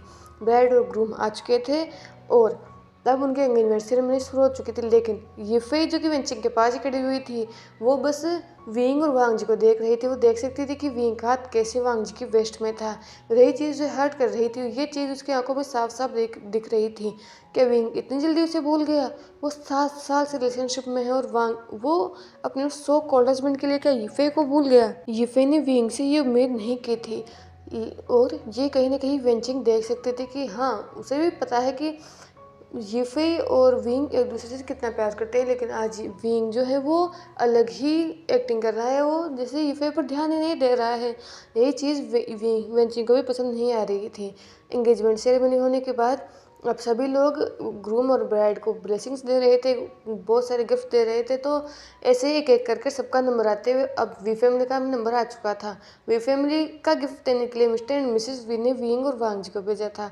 वांग जी जाना नहीं चाहता था क्योंकि वो वेंशु को जानता तक नहीं है, ना ही वो वेंशु की वाइफ को जानता है, तो उसका जाने का वहाँ पर मतलब ही क्या है। मिस्टर एंड मिसेस वी को जाना चाहिए था, लेकिन वो अपने पेरेंट्स के सामने मैडम यू और मिस्टर वी की बात को नहीं टाल सकता था, इसीलिए वो विंग के साथ चला गया। और अब भी विंग ने उसके वेस्ट में हाथ डाल रखा था और ये चीज़ वांग जी को अनकंफर्टेबल फील करवा रही थी। सब लोग उन्हें ही देख रहे थे, तो ऑब्वियसली वांग जी अनकंफर्टेबल फील होगा, वो कभी इतनी बड़ी पार्टी में आया ही नहीं है। फाइनली वो स्टेज पर पहुंच चुके थे जहां पर वेंशु अपने भाई वेंचाव के साथ खड़ा हुआ था। वहीं वेंचिंग वहाँ पर ही खड़ी हुई थी एंड वांगी फे भी वेंचिंग के पास खड़ी हुई थी। जैसे ही विंग और वांगी उस स्टेज पर पहुंचे और उन्होंने उस न्यूली वेडेड कपल को गिफ्ट दिया, वैसे ही ये फे आए और उसने विंग के आर्म को होल्ड करते हुए कहा, विंग तुम आ गए, मैं तुम्हारा कब से इंतज़ार कर रही थी। ये सुनकर विंग ने ईफे की तरफ देखा। वहीं दूसरी तरफ वांग जी ने, जिसने वीफे के हाथ विंग के विंग ने वांग जी वेस्ट में हाथ डाल रखा था, तो अब वांग जी से बिल्कुल सही नहीं हो रहा था कि एक तरफ से ईफे ने विंग के हाथ को पकड़ रखा है और दूसरी तरफ से विंग ज़बरदस्ती वांग जी को वेस्ट से पकड़ कर यहाँ पर खड़ा कर रखा है। तो उसने एक बार अपनी फुल फोर्स का यूज़ किया और विंग के हाथ को अपनी वेस्ट से अलग कर दिया। और उसके बाद उसने उस कपल की तरफ देखते हुए कहा, congrats for your marriage and Wei family की तरफ से आपके लिए एक गिफ्ट। ये बोलकर उसने उस गिफ्ट को वेंशु एंड उसकी वाइफ की तरफ बढ़ाया। तो वेंशु और उसकी वाइफ ने भी उस गिफ्ट को मुस्कुराते हुए ले लिया और वांग जी को थैंक्स बोला। उसके बाद वांग जी को ऐसा फील हो रहा था जैसे कोई उसे देख रहा है, और सिर्फ देख नहीं रहा है बल्कि उसकी आत्मा में झांक रहा है। जब उसने देखा तो वो और कोई नहीं बल्कि वेंचाओ था, जिसकी नज़रों से वांग जी एक पल के लिए अनकंफर्टेबल फील हो गया। उसे डिस्गस्ट फील हो रहा था जिस तरह से वेंचाओ उसे देख रहा था और उसकी मुट्ठियाँ बिछ रही थी। फिर उसने विंग की तरफ देखा जो यूफे से बात करने में बिजी था। वो दोनों पता नहीं क्या बातें कर रहे थे, लेकिन वो बातें कर रहे थे और जैसे विंग वांग जी को भूल गया था, और यही चीज़ वांग जी को नफरत पैदा कर रही थी विंग उसके दिल में विंग के लिए। इसीलिए बिना विंग को बताए ही वांग जी उस स्टेज से नीचे उतर चुका था, क्योंकि वेंचाओ की नजर थी वांग जी और नहीं सह सकता था।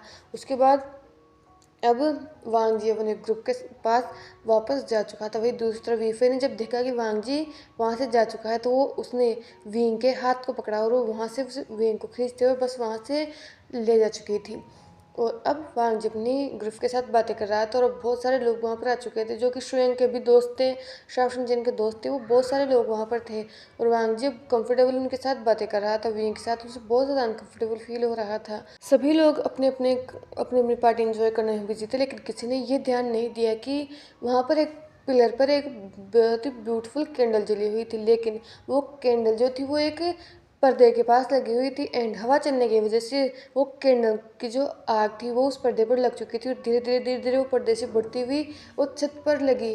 उस छत पर एक प्लास्टिक जो फूल होते हैं वो लगे हुए थे, तो उसमें उसके अंदर एक मेटल रोड थी, उसमें करंट लगा हुआ था, जिससे उन जितने भी फूल्स लगे हुए थे, जितने भी नेचुरल फ्लावर्स थे, उनके ऊपर वो लाइटिंग की गई थी और उस लाइटिंग को जलाया गया था, जिससे वो जो फ्लावर्स थे उस लाइटिंग में और ज़्यादा ब्यूटीफुल लग रहे थे। लेकिन आग लगने की वजह से वो हल्की सी आग लगने की वजह से उस लाइट में जैसे कुछ शॉर्ट सर्किट हो रहा था, लेकिन ये चीज़ किसी ने नोटिस नहीं की थी क्योंकि ये छत के ऊपर की साइड हो रही थी। इसलिए किसी ने ये चीज़ नोटिस नहीं की क्योंकि सबका ध्यान नीचे ही था और वो जो छत थी वो बहुत ज़्यादा हाइट पर थी। वो उन वेन मेंशन में हो रहा था और वेन मेंशन का जो छत थी वो उसमें बहुत ज़्यादा हाइट पर थी, इसलिए किसी का ध्यान वहाँ पर गया नहीं। और अब पार्टी लगभग एंड पर आ चुकी थी, सभी लोग कपल को ब्लेसिंग्स दे चुके थे। कुछ लोग तो अब पार्टी छोड़कर जा भी रहे थे। वांग जी को भी जाना था, बस उसे मिस्टर वी को बताना था कि वो अपने पेरेंट्स के साथ जा रहा है। एंड वांग जी ने सोच लिया था कि वो अपने पेरेंट्स के जाने के बाद इससे पहले कि वी फैमिली लैन फैमिली में जाए कि वांग जी जल्दी ही निकल जाएगा। इस वजह से जितने भी उसके जो बिलोंगिंग्स उसके जो सामान है वो उसे वी फैमिली से ले लेगा एंड वो अपनी फैमिली के साथ चला जाएगा और उसके बाद जो उसने सोचा है वो वही करेगा। इसीलिए वो मिस्टर वी और मिसेस वी को ढूंढ रहा था, इसलिए वो जा रहा था। लेकिन चलते चलते ही उसके उसे कुछ एहसास हुआ, उसे जैसे किसी चीज़ की आवाज़ आई हो, इसलिए उसने रेंडमली ही अपनी नज़रों को उठाकर ऊपर देखा। तो एक पल के लिए वो शॉक हो गया क्योंकि वहाँ पर जो करंट लग रहा था वो धीरे धीरे धीरे धीरे जा रहा था और अब वो लाइटें जो थी वो तो बिल्कुल ही जल चुकी थी। लेकिन सिर्फ वही नहीं, उस वांग जी ने उस चीज़ को फॉलो किया। जहाँ पर वांग जी खड़ा हुआ था वहाँ पर तो कुछ ज़्यादा हो नहीं रहा था, लेकिन धीरे धीरे धीरे जब वांग जी ने अपनी नज़र को फॉलो किया तो उसने देखा कि एक रैंडमली जगह पर जाकर वो जो फ्लावर्स लगे हुए थे, वो जो लाइट्स लगी हुई थी, वो नीचे ही गिरने वाले थे। और उसके साथ ही उस पर जो जिस मेटल पर, जिस रोड पर उन फ्लावर्स को टाई किया गया था, वो जो रोड थी वो इतनी ज़्यादा लाल हो चुकी थी करंट की वजह से, और इतनी ज़्यादा वो गर्म हो चुकी थी शायद आग की वजह से, कि अगर वो किसी के ऊपर गिर जाए तो एक पल में उसकी उसकी चमड़ी में धंस जाए। वांग ने जब ये देखा तो उसकी आंखें बड़ी हो गई। फिर उसने उसी जगह के नीचे देखा कि वहाँ पर था कौन, और एक पल के लिए उसकी ब्रीथ अटक गई, क्योंकि वहाँ पर और कोई नहीं बल्कि मैडम यू खड़ी हुई थी अपनी दोस्तों के साथ। जिस जगह मैडम यू खड़ी हुई थी वो बिल्कुल उस जगह के ऊपर था, एंड उसके दोस्त ने जो थी वो थोड़ा सा दूर खड़ी हुई थी, इसीलिए वो खतरा सिर्फ मैडम यू की तरफ था। और वहाँ पर पार्टी में लोग बहुत सारे थे। अगर वांग जी यहाँ से मैडम यू का आवाज़ भी देगा तो शायद मैडम यू सुनेगी नहीं, क्योंकि म्यूज़िक बहुत ज़्यादा लाउड चल रहा था। सब लोग डांस कर रहे थे और इन्जॉय कर रहे थे, कुछ कुछ लोग तो ड्रंक हो चुके थे, तो इसीलिए वांग जी की आवाज़ कौन ही सुनेगा। पर वांग जी को कुछ ना कुछ तो करना ही था। इसीलिए इससे पहले कि देर हो पाती, वांग जी तुरंत उस तरफ दौड़ने लगता है और वो चिल्लाने लगता है। वो मैडम यू को बुलाने लगता है। वो बस वांग जी के मुँह से एक ही बात निकल रही थी, माँ। वो बस वही बोलते हुए, क्योंकि उसे अपने पेरेंट्स के सामने मैडम यू को माँ बुलाने की आदत है, तो उसे वही आदत थी, तो वो ऐसे ही बोल रही थी। और कहीं ने ऐसे तो मैडम यू सुनाई नहीं दे रही थी, क्योंकि बहुत ज़्यादा लाउड म्यूजिक था, तो मैडम यू को वांग जी की आवाज़ सुनाई नहीं दे रही थी। लेकिन जैसे जैसे वांग जी क्लोज आ रहा था, कहीं ना कहीं मैडम यू आवाज़ पहचान पा रही थी कि कोई तो उसे बुला रहा है। पहले तो उसे लगा कि विंग होगा, लेकिन इतनी बड़ी पार्टी में विंग ऐसे थोड़ा ना चिल्लाएगा, इतना तो वी मैडम वी जो है वो विंग को जानती है, तो फिर आखिर चिल्ला कौन रहे हैं। फिर जब वांग जी की आवाज़ तो से थोड़ी उनके पास गई, तो अब उन्हें सुनाई दिया कि वो वांग जी है, लेकिन वो वांग जी को देख घूमना नहीं चाहती थी। एक तो पहले ही वांग जी को पसंद नहीं करती है, और पता नहीं अब इस पार्टी में वांग जी और क्या तमाशा करना चाहता था। इसलिए मैडम वी जानबूझकर वांग जी की तरफ घूम नहीं रही थी। वही वांग जी, उसकी हालत ख़राब हो रही थी, वो देख सकता था कि वो गिरने ही वाला था। जैसे ही वांग जी उस जगह पर पहुंचने वाला था, जैसे जैसे वांग जी भाग रहा था, तो वहाँ पर जो लोग पार्टी कर रहे थे वो भी रुक चुके थे। वो रुक कर वांग जी को देख रहे थे। वहीं वो उस ग्रुप ने जहाँ से वांग जी ने भागना शुरू किया था, तभी जैसे ही उन्होंने उस आवाज़ को सुना, सभी लोग वांग जी की तरफ देख रहे थे। एंड वांग जी बार बार ऊपर देख रहा था, फिर से मैडम की तरफ देख रहा था, तो उस ग्रुप ने भी वांग जी की नज़रों को फॉलो किया। और एक पल के लिए सभी लोग डर गए थे, क्योंकि वो उस मेटल रोड को देख कर ही सभी लोग डरे हुए थे। और वो मैडम के ऊपर थे, अगर वो मैडम के सिर पर गिरती तो शायद ही मैडम का जिंदा रहना बहुत मुश्किल था। और वांग जी सच में इसी चीज़ से डरा हुआ था। वो जितना हो सके उतना तेज़ भाग रहा था, चिल्ला रहा था, लेकिन मैडम जानबूझकर उसके बुलाने का कोई जवाब नहीं दे रहा था। और जब डीजे जो बज रहा था, जब उसने वांग जी को भागते हुए देखा, तो फाइनली डीजे भी बंद हो चुका था, और अब उस जो हॉल में था वो बस साइलेंस था, क्योंकि सभी लोग देख रहे थे कि वांग जी करना क्या चाहता था। कुछ लोगों ने ऊपर देखा था, कुछ लोगों ने नहीं देखा था। जिन लोगों ने देखा था उनकी हिम्मत ही नहीं हो रही थी कि वो अपने मुंह से कुछ निकाले। और वांग जी फाइनली मैडम के पास पहुंच चुका था। उसने फिर से चिल्लाते हुए कहा, माँ आप अपनी जगह से हटिए। वांग जी ने जैसे ही ये कहा, अब फाइनली जाकर मैडम ने वांग जी की तरफ देखा, तो फिर उसने वांग जी की नज़रों को फॉलो किया। और जब ऊपर देखा तो एक पल के लिए वो खुद शॉक हो गई। वही मैडम की जो दोस्त जितनी भी थी, वो जिनसे वो बातें कर रहे थे, उन्होंने भी ऊपर देखा, और वो खुद भी डर गए, क्योंकि करंट की आवाज़ है और वो देख सकते थे करंट लग रहा था। इसीलिए उन्होंने खुद की जान बचाने के लिए मैडम को हल्का सा पुश किया। और वांग जी ने जब ये देखा, वो पहले वांग जी ने सोचा था कि वो मैडम को अपने हाथ पकड़कर वो अपने साथ ही मैडम को पुश कर लेगा, जिससे किसी को चोट ना लगे। लेकिन अब मैडम जिसके अगर वो रोड पहले पड़ता तो मैडम शायद बच भी जाती, लेकिन जैसे ही उन दोस्तों ने मैडम को धक्का दिया, तो अब तो मैडम का बचना बहुत मुश्किल था, क्योंकि मैडम गिरने ही वाली थी।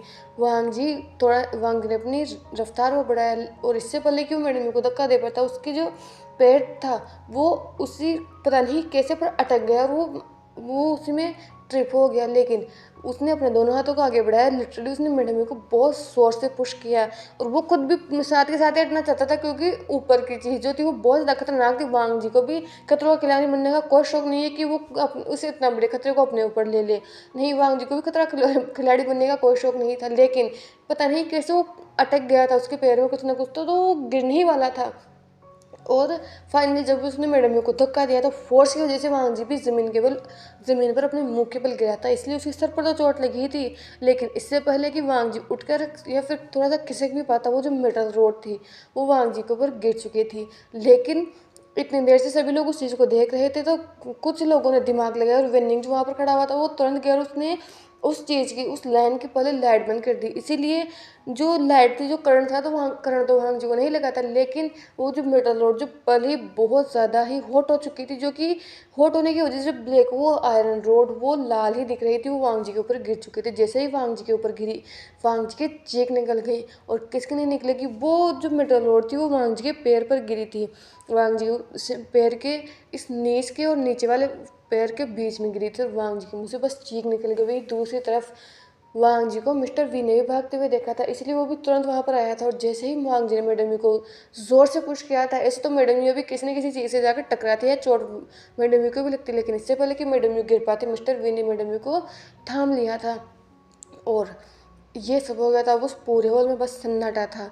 वहीं दूसरी तरफ यिफई विंग को खींचते हुए वहाँ से ले जा चुकी थी। वो विंग को एक ऐसे कॉर्नर में ले गई जहाँ पर कोई उन्हें देख नहीं सकता था। उसने विंग को उस वॉल पर पुश किया, और अगले ही पल विंग जो फील हुआ था वो था यिफई उसे किस कर रही थी, वो भी बहुत अग्रेसिवली। और ये फील होने के साथ ही विंग एक पल के लिए शॉक हो गया था।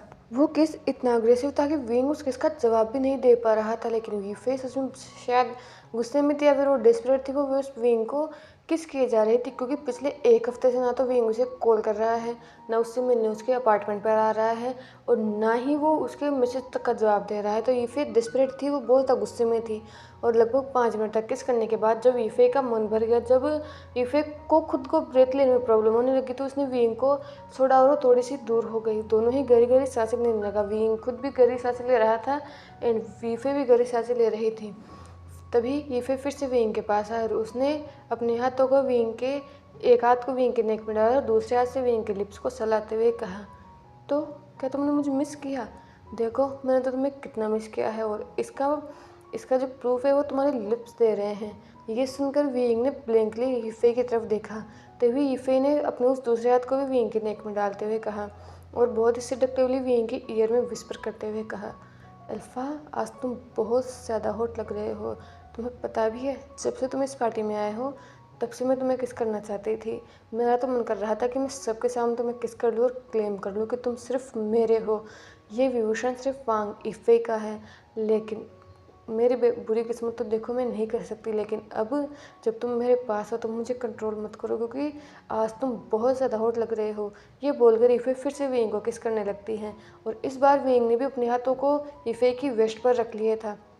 वहीं दूसरी तरफ यिफई फिर से विंग से लग गई और उसने फिर से विंग की आंखों में देखते हुए कहा, अल्फ़ा मैं जानती हूँ पिछले 7 साल से मैंने तुम्हें रोक रखा है। हम लोग मेकआउट के अलावा और कुछ नहीं करते, क्योंकि तुम जानते थे मुझे अपने करियर पर फोकस करना था। लेकिन अब मैं एक सक्सेसफुल मॉडल हूँ और जल्द ही मैं एक सक्सेसफुल एक्ट्रेस भी बन जाऊँगी।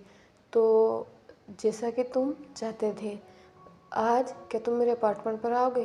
आज मैं पूरी तरह से तुम्हारे होना चाहती हूँ, एंड ट्रस्ट मी तुम कभी इस चीज़ का रिग्रेट नहीं करोगे। और वैसे भी एक न एक दिन तो मैं एक होना ही है, तो आज ही क्यों नहीं? आज मौका भी है और दस्तूर भी। ये सुनकर विंग ने यिफई की तरफ देखा, और यिफई की जो बातें थी वो भी कहीं ना कहीं विंग को भी इफेक्ट कर रही थी, इसलिए उसने भी यिफई के उस वेस्ट के हाथ को और ज़्यादा टाइट कर लिया था। पहले यिफई को थोड़ा सा गुस्सा आ रहा था, क्योंकि तो जिस तरह से विंग ने वांग जी की वेस्ट में अपना हाथ डाल रखा था, वो जब विंग ने उसकी वेस्ट में हाथ डाला था वो इतना टाइट नहीं था, बल्कि विंग जैसे ऐसे बिहेव कर रहा था जैसे वो यिफई को टच नहीं करना चाहता, और इसी चीज़ को ने यिफई को गुस्सा दिला दिया था। लेकिन जब उसने नाइट स्पेंड करने की बात कही तो विंग की पकड़ अपने आप ही यिफई पर तेज होकर उसने यिफई की लिप्स पर अपने थंब से बढ़ाते हुए कहा, ऑफ कोर्स बेब, इस चीज़ का तो मैं कब से इंतज़ार कर रहा था। तुम सोच भी नहीं सकती कि मैं कितना ज़्यादा एक्साइटेड हूँ। फाइनली तुम मान ही गई। ये बोलकर विंग के फेस पर भी स्मित था और फिर से विंग यिफई की तरफ झुकने लगा। यिफई ने भी अपनी आंखें बंद कर ली और उसने भी विंग के नेक में जो हाथ थे उस पर थोड़ा वो ग्रिप टाइट हो गए। दोनों ही एक दूसरे के बहुत ज़्यादा क्लोज थे, दोनों के लिप्स फिर से टच होने वाले थे, लेकिन अगले ही पल उन्हें एक चीख सुनाई देती, और जैसे ही वो चीख सुनाई दी थी, विंग और यूफे दोनों ही अलग हो चुके थे। और एक पल के लिए तो उन्हें लगा कि शायद उनका इल्यूजन होगा, आखिर अच्छी खासी पार्टी चल रही तो आखिर चीख किसकी सुनाई देगी। लेकिन जब वो चीख दोबारा सुनाई दी और बहुत ज़्यादा ब्रूटल थी, उस चीख में बहुत ज़्यादा दर्द उन्हें सुनाई दे रहा था। जैसे ही विंग ने ये सुना तो उसने ईफे को वहीं पर छोड़ा और वो उस पार्टी हॉल की तरफ भागा, और ईफे खुद भी पार्टी हॉल की तरफ जा चुकी थी। विंग जैसे ही उस पार्टी हॉल में उन लोगों को हटाते हुए वहाँ पर गया, और जिस सीन ने उसे ग्रीट किया, इस सीन की विंग ने उम्मीद तक नहीं की थी। उसने अपने सपने में तक इस सीन को नहीं सोचा था, क्योंकि सामने वांग जी ज़मीन पर था, उसके पैर पर वो मेटल रोड, जितना देर हो रही थी उतनी ही वो मेटल रोड उसकी स्किन में और ज़्यादा धस रही थी। ये सीन बहुत ज़्यादा घिनौना था, क्योंकि विंग उस चीज़ को देखकर ऐसा लग रहा था जैसे वो मेटल रोड वांग जी की स्किन को पिघला रही हो। एंड शुएंग और हुई सांग कोशिश कर रहे थे, उनके पास जितने भी कपड़े थे, शुएंग ने अपने कोट को उतार लिया था, उस कोट से उस मेटल रोड को उठाने की कोशिश कर रहा था। फर्स्ट तो मेटल रोड बहुत ज़्यादा भारी थी, ऊपर से वो बहुत ज़्यादा गर्म थी, इसलिए जैसे ही हुई सांग और शुएंग अपने कोट को उस पर लगाते वो खुद कोट तक जलने लग जाता, इतना ज़्यादा वो मेटल रोड गर्म था, जो कि वांग जी के पैर पर पड़ा हुआ था। तो वांग जी इतने ज़्यादा चिल्ला चुका था कि अब उसके मुंह से चीख तक नहीं निकल रही थी, बस वांग जी की आंखों से आंसू निकल रहे थे और वो सुबक रहा था। वहीं मैडम भी अपनी जगह पर स्टैचू बनकर खड़ी हुई थी। उन्हें अभी भी यकीन नहीं हो रहा था कि उनके सामने जो कुछ भी हो रहा है क्या वो सच है, ये सब आखिर हो क्यों रहा है, हो क्या रहा है। ये सब अचानक सब कुछ ये चेंज कैसे हो गया। अभी तो सब कुछ अच्छा चल रहा था और ये अचानक ही क्या हो गया, किसी को कुछ समझ में नहीं आ रहा था। लेकिन वीग ने जब ये देखा तो उसे खुद नहीं पता उसके अंदर क्या आया। शुएंग और हुई सांग तो कोर्ट से उठाने की कोशिश कर रहे थे, उसी से वो लोग उठा नहीं पा रहे थे। लेकिन विंग वहाँ पर गया, उसने अपने हाथ तक की परवाह नहीं की, उसने तुरंत उसे मेटल रोड को पकड़ा, और जिससे उसका हाथ जला होगा, डेफिनेटली जला होगा, क्योंकि उनका कोट तक जलने में आ गया था और उससे भी वो गर्म लग रहा था। लेकिन विंग ने परवाह ही नहीं की और उस रोड को उठाकर बस साइड में फेंक दिया। अब वो रोड जो थी वो वांग जी की स्किन में धंस चुकी थी, तो इसीलिए जब वो निकली तो साथ ही वांग जी की स्किन बाहर निकली थी। और ये चीज़ बहुत ज़्यादा ही एक तरह से टॉलरेट करने लायक नहीं थी, क्योंकि बहुत ज़्यादा क्रीप लग रहा था, बहुत ज़्यादा घिनौनी चीज़ लग रही थी। किसी की स्किन पिघल जाना ये सच में बहुत ज़्यादा घिनौना होता है। तो सभी लोगों के फेस पर अलग अलग एक्सप्रेशंस थे। विंग ने जैसे ही उसको हटाया, वांग जी जो चिपक रहा था, वांग जी के पास तो इतनी भी हिम्मत नहीं बची थी। वांग जी जैसे लाइफलेसली उस ज़मीन पर लेटा हुआ था। विंग ने जब ये देखा तो उसने अपने उस जले हुए हाथ की परवाह भी नहीं की, जो कि और टाइम के साथ और ज़्यादा जल रहा था। उसने एक हाथ को वांग जी की नीच में डाला, एक हाथ को वांग जी की हेड के नीचे डाला और वांग जी को ब्राइडल स्टाइल कैरी कर लिया। वांग जी की तो इतनी भी हिम्मत नहीं थी कि वो अपने हाथों को विंग की नेक में डाल सके। उसने बस अपने सिर को विंग की चेस्ट पर रख लिया और विंग तुरंत उसे लेकर वहाँ से निकल चुका था। और अब लगभग 2 से 3 घंटे बाद वीस का सबसे बड़ा हॉस्पिटल जो कि उनका खुद का था, एंड उसके वीआईपी वार्ड में वांग जी का इलाज चल रहा था। उस वीआईपी वार्ड के बाहर बहुत सारे लोग बैठे हुए थे। सबसे पहले थे Wei family, Wing, mister and missus Wei. Second थी Lan family, mister lane and Mrs Lan. Third था शाओ शिनचैन, शुएंग, हुई सांग एंड वेनिंग और वेंचिंग भी आना चाहते थे, लेकिन उन्हें अपनी पार्टी में कुछ काम था तो इसलिए वो आ नहीं पाए थे। और ऑफ कोर्स यीफे तो वहाँ पर थी और सभी लोग वहाँ पर बैठे हुए थे। मिसेस वी जो थी, उन्हें तो अभी भी यकीन नहीं हो रहा था कि वांग जी ने उसके लिए इतना सब कुछ किया है। वो लड़का जिसके लिए मैडम को बस हमेशा ये लगता था कि वांग जी बस एक गोल्ड डिगर है, वो बस उनके फैमिली के उस पैसे के पीछे हैं और उसके लिए वांग जी कुछ भी कर सकता है। लेकिन आज मैडम यू ने देखा कि वांग जी ने ये सब किसी भी पैसे के लिए नहीं किया है, क्योंकि एक इंसान पैसे के लिए अपनी जान थोड़ी ना दे देगा। वो देख सकती थी कि वांग जी को कितना पेन हो रहा था, इतना कि वांग जी बेहोश होने में आ चुका था। तो ये सब तो पैसे के लिए वांग जी करने से रहा। और आज पहली बार मैडम यू को अपने डिसीजन पे गिल्ट फील हो रहा था। उसने पहली बार किसी पर्सन को गलत समझा होगा। मैडम यू इंसान को परखने में बहुत अच्छी है, लेकिन पहली बार उसने वांग जी को परखने में शायद गलती कर दी थी और इसी चीज़ का गिल्ट मैडम यू को खाया जा रहा था, इसीलिए वो कुछ बोल नहीं पा रही थी। वहीं दूसरा मिस्टर एंड मिसेस लेन का रो रो कर बहुत बुरा हाल था। उन्होंने भी वांग जी को पेनफुल स्टेट देखी थी। मिस्टर लेन जाना चाहते थे वांग जी के पास, लेकिन कुछ लोगों ने उन्हें पकड़ रखा था क्योंकि मेटल रोड बहुत ज़्यादा ही हॉट थे। अगर मिस्टर लेन उसे छूते तो वो खुद जल जाते। और विंग जिसे ये सब पता लगा था कि वांग जी ने क्यों किया, आखिर ये सब हुआ कैसे, वो खुद भी एक बेंच पर शांत बैठा हुआ था। हुई सांग, शुएंग और शाओशुनचेन खुद भी बस एक जगह खड़े हुए थे। सब लोग डॉक्टर के बाहर आने का वेट कर रहे थे। और लगभग आधे घंटे बाद फाइनली डॉक्टर बाहर आ चुके थे। जैसे ही डॉक्टर बाहर आए, Wing, madam Wei and Lane family जो थी वो खड़ी हो गई और वो डॉक्टर की तरफ फुल आइस के साथ देखने लगी। उस डॉक्टर ने जब इन सभी लोगों की ऐसी आंखों को देखा तो उसने उन सबकी तरफ देखा और उसके फेस पर एक हल्की सी स्माइल लगी। उसने स्माइल करते हुए कहा, थैंक गॉड कि वो जो रोड थी वो पैर के थोड़ा अंदर नहीं गई थी। अगर इससे भी थोड़ा आगे अगर ये मिस्टर लेन के पैर के अंदर जा चुकी होती तो शायद हमें मिस्टर लेन के पैर को काटना पड़ता, क्योंकि वो बहुत ज़्यादा ही हॉट थी। ऊपर से उसकी जो स्किन थी वो उसमें बहुत ज़्यादा अंदर जा चुकी थी। लेकिन टाइम पर वो रोड हटा दी गई थी। लेकिन अगर 1 मिनट की भी और देर हो जाती तो शायद मिस्टर लेन के पैर को काटना पड़ता। और चिंता करने की ज़रूरत नहीं है, हमने उन्हें ट्रीट कर दिया है। घाव भरने में भी टाइम लगेगा। एंड जब उसके बाद जब उन्हें होश आ जाएगा तो मैं सुबह एक बार और चेक करूँगा और फिर आपको बताऊँगा कि आपको और आगे क्या करना है। ये सुनकर विंग ने कहा, होश आ जाएगा मतलब क्या उसे होश नहीं आया है? ये सुनकर उस डॉक्टर ने विंग की तरफ देखते हुए कहा, एक्चुअली उनकी जो हालत थी बहुत ज़्यादा ख़राब थी और इस हालत में हम उनके पैर का ऑपरेशन नहीं कर सकते थे, इसलिए हमने उनको एनेस्थीसिया दिया था और वो बहुत ज़्यादा स्ट्रॉन्ग था। तो आज रात में तो मिस्टर लेन को होश नहीं आएगा, कल सुबह तक उन्हें होश आ जाएगा। वैसे चिंता करने की ज़रूरत नहीं है, वो बिल्कुल ठीक है। बस उनके पैर का बहुत अच्छी तरह से ख्याल रखा जाएगा। कैसे कैसे क्या करना है वो मैं आपको सुबह बता दूंगा। अभी आप लोग टेंशन फ्री रहिए, वो बिल्कुल ठीक है। ये सुनकर मिसेस लेन और मिसेस फिनी सच में चिंता रिलीफ की ब्रीथ ली। और डॉक्टर को वहाँ से गए हुए लगभग 15 मिनट हो चुके थे और अब मिस्टर लेन आ गया और उन्होंने मिस्टर वी और विंग की तरफ देखते हुए कहा, आप लोग थक गए होंगे तो आप लोग घर जाइए और आराम कीजिए। जब तक वांग जी होश नहीं आ जाता तब तक मैं वांग जी के साथ रुकता हूँ। ये सुनकर मिसेस लेन ने कहा, मैं भी आपके साथ रुकूंगी। जब वांग जी होश आएगा तो हम दोनों यहीं पर रुकेंगे जब तक वांग जी होश नहीं आ जाता। ये सुनकर मिस्टर वी ने कहा, आप लोगों को यहाँ पर रुकने की ज़रूरत नहीं है, हम है ना, हम रुकेंगे यहाँ पर। आप लोगों को आराम करना चाहिए। मिसेस लेन, आपकी तबीयत वैसे ही ख़राब होती है, अगर आप पूरी रात जागोगी तो आपकी तबीयत और ज़्यादा ख़राब हो जाएगी। और आपको पता है ना कि वांग जी को बिल्कुल पसंद नहीं होगा कि अगर आप अपनी तबीयत ख़राब कर लोगी, तो प्लीज़ आराम कीजिए। ये सुनकर मिसेस वी कुछ बोलना चाहती थी, लेकिन तभी उन्हें एक आवाज़ सुनाई देती है, दोनों को ही रुकने की ज़रूरत नहीं है, मैं यहाँ पर वांग जी के साथ रुक रहा हूँ। ये सुनकर सभी लोगों ने इस आवाज़ की तरफ देखा तो वो और कोई नहीं बल्कि विंग था। विंग जो जब से यहाँ पर आया था तब से वो बस चुपचाप उस बेंच पर बैठा हुआ था। वो खड़ा हुआ और उसने Mrs Wei and Mr Wei and फिर Mr lane and Mrs Lane की तरफ देखते हुए कहा, माँ, बाबा, मॉम, डैड, आपको चिंता करने की ज़रूरत नहीं है।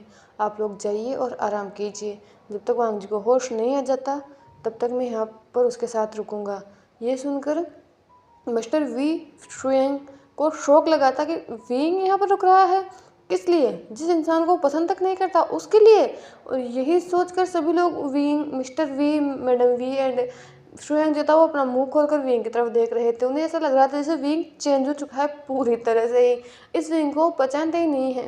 लेकिन फिर भी मिसेस जो लेन फैमिली थी उसने फिर भी इंसिस्ट किया कि वो वांग जी के पास रुकना चाहते हैं। लेकिन फिर विंग ने मिसेस लेन और मिसेस वी को समझाया कि वो लोग यहाँ से जाए, दोनों ही एल्डर हैं एंड वो थक गए होंगे पार्टी में होने की वजह से, बहुत स्ट्रेस भी आज उन लोगों ने झेला है तो उन्हें आराम करना चाहिए। और फाइनली वी के बहुत इंसिस्ट करने के बाद लेन फैमिली और वी फैमिली वहाँ से जा चुकी थी। वैसे तो लेन फैमिली अपने घर जाने वाली, लेकिन पहली बार मिसेस वी ने इंसिस्ट किया कि उन्हें वी मेंशन में रुकना चाहिए, क्योंकि सुबह उन्हें वैसे भी वहाँ से मिलने आना है तो सुबह वो लोग साथ ही आ जाएंगे। इसीलिए लेन फैमिली भी वी मेंशन ही गई थी। वहीं दूसरी तरफ विंग के जो फ्रेंड थे शुएंग और शाओशुनचेन वो भी वहाँ से जा चुके थे। वही सांग भी वहाँ से जा चुका था। बचे थे वहाँ पर बस यीफेई और विंग। यीफेई ने विंग के पास आते हुए कहा, विंग, तुमने ये क्यों किया? आज तो तुम मेरे पास आने वाले थे, तो क्या तुम सच में यहाँ पर रुकने वाले हो? ये बोलकर उसने विंग की तरफ देखा, लेकिन विंग कोई जवाब नहीं दे रहा था।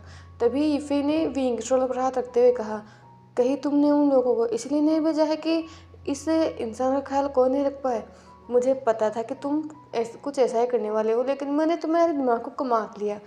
ठीक है, अब तुम मेरे साथ चलो, वैसे भी इसे पड़े रहने दो। यहाँ पर नर्सेस का ख्याल रखने के लिए तुम्हें यहाँ पर पूरा रात जागने की ज़रूरत नहीं है, जब हम अपने नाइट को और अलग तरीके से एंजॉय कर सकते हैं। तुम मेरे साथ चलो। इसको वैसे भी इंसान तुम्हारी केयर डिजर्व नहीं करता है, फालतू ही हीरो बनने की कोशिश कर रहा था। ये बोलकर उसने उस वार्ड की तरफ देखा जहाँ पर वांग जी जिसके अंदर था, और जैसे ही विंग ने ये शब्द सुने उसने घूर कर यीफे की तरफ देखा, और एक पल के लिए यीफे डर गई, क्योंकि पहली बार था जब विंग इस तरह से उसके साथ बिहेव कर रहा था।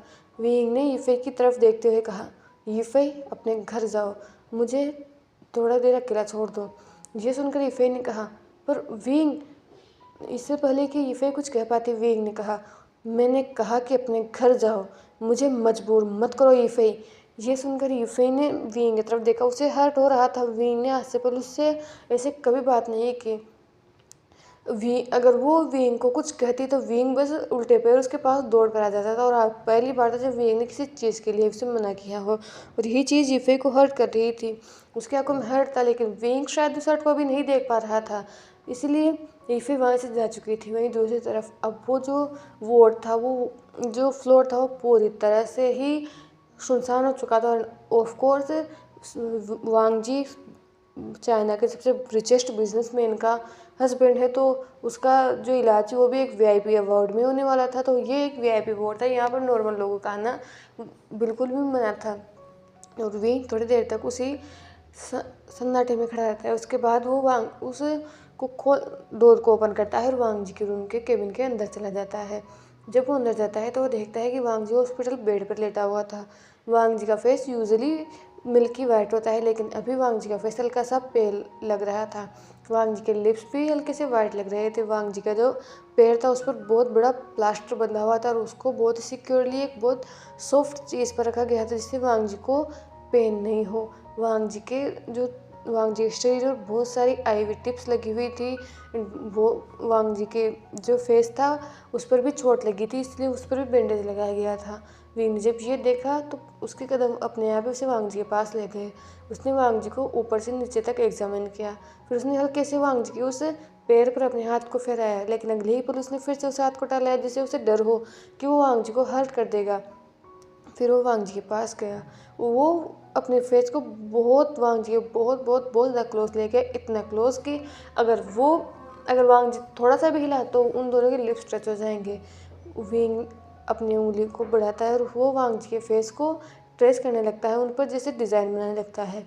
फिर उसके बाद उसने वांग जी की तरफ देखते हुए कहा, लेन वांग जी, आखिर तुम हो क्या? तुम कर क्या रहे हो? आखिर तुम चाहते क्या हो? तुम जब से मुझे कुछ समझ में नहीं आ रहा है, लेकिन तुम जो कर रहे हो वो बिल्कुल ठीक नहीं है। नहीं, तुम ये नहीं कर सकते। इस चीज़ की इजाज़त तुम्हें नहीं है। इस चीज़ की इजाज़त मैंने आज तक किसी को नहीं दी, तो तुम ये नहीं कर सकते। ये बोलकर उसने घूर कर वांग जी की तरफ देखा।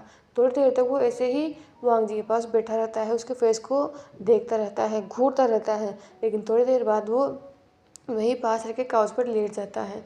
वो सो नहीं रहा था, कभी वो सीलिंग की तरफ देख रहा था, उसके दिमाग में बहुत कुछ चल रहा था। फिर वो करवट पलटता है और फिर से वांग जी की तरफ देखने लगता है, और ऐसे ही वें की वो रात गुजरी थी एंड फाइनली अब मॉर्निंग हो चुकी थी। अभी वांग जी को होश भी नहीं आया था, लेकिन उससे पहले ही लेन फैमिली वी फैमिली वांग जी के वार्ड में आ चुकी थी, और वही विंग सोफे पर बैठा हुआ था। उसका फेस बहुत ज़्यादा डार्क लग रहा था।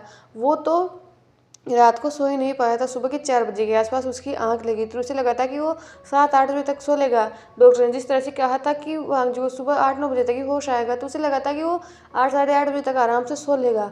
लेकिन जैसे ही सुबह के 7 बजे थे, विंग की 3 घंटे की नींद तक पूरी नहीं हुई थी कि दोनों ही फैमिलीज तो बिना किसी नोक के बस उस रूम में आ गए थे, और इससे विंग की नींद तो डिस्टर्ब हुई थी। लेकिन उसे पता नहीं क्यों वांग जी के पास इतने सारे लोग पसंद नहीं आए थे, इसलिए वो उन सबकी तरफ देख रहा था। उसका फेस बिल्कुल किसी ग्रम्पी ओल्ड मैन की तरह लग रहा था। वहीं दूसरी तरफ लेन फैमिली जो थी वो वांग जी के दोनों तरफ थी। एक तरफ तो थे मिस्टर लेन एंड मिसेस लेन, जो कि वांग जी की तरफ झुक झुक कर देख रहे थे कि वांग जी को होश आया है नहीं। दूसरी तरफ मिस्टर एंड मिसेस वी थे, जो भी वांग जी की तरफ देख रहे थे। और ये देखकर विंग बहुत ज़्यादा फ्रस्ट्रेट हो रहा था। लेकिन तभी उस रूम का डोर ओपन हुआ और वहाँ से वही डॉक्टर अंदर आया जो कल रात थे। उस डॉक्टर ने जब ये देखा तो वो चकल करने लगा। वो और उसकी चकल की आवाज़ सुनकर मिस्टर एंड मिसेस लेन, जो कि दूसरी तरफ खड़े हुए थे, वो एक तरफ आ गए। वहाँ वो डॉक्टर उनके पास गया और उसने उन लोगों की तरफ देखते हुए कहा भैया, इसके पास ऐसे मत खड़े रहो। जब किसी पेशेंट को एनेस्थीसिया दिया जाता है या फिर कोई पेशेंट 12 घंटे से ज़्यादा बेहोश रहता है तो उसका जो दिमाग है वो डिजी फील करता है। और अचानक अगर इसे मिस्टर लेन को होश आया और वो अचानक आपको देखेगा तो वो वापस बेहोश ना हो जाए। ये बोलकर वो डॉक्टर हंसने लगता है और ये सुनकर वो सभी लोग सीधे खड़े हो जाते हैं जो वाघ जी के ऊपर झुककर खड़े हुए थे। फिर तभी मिस्टर लेन ने कहा, शिचेन, मजाक करना बंद करो।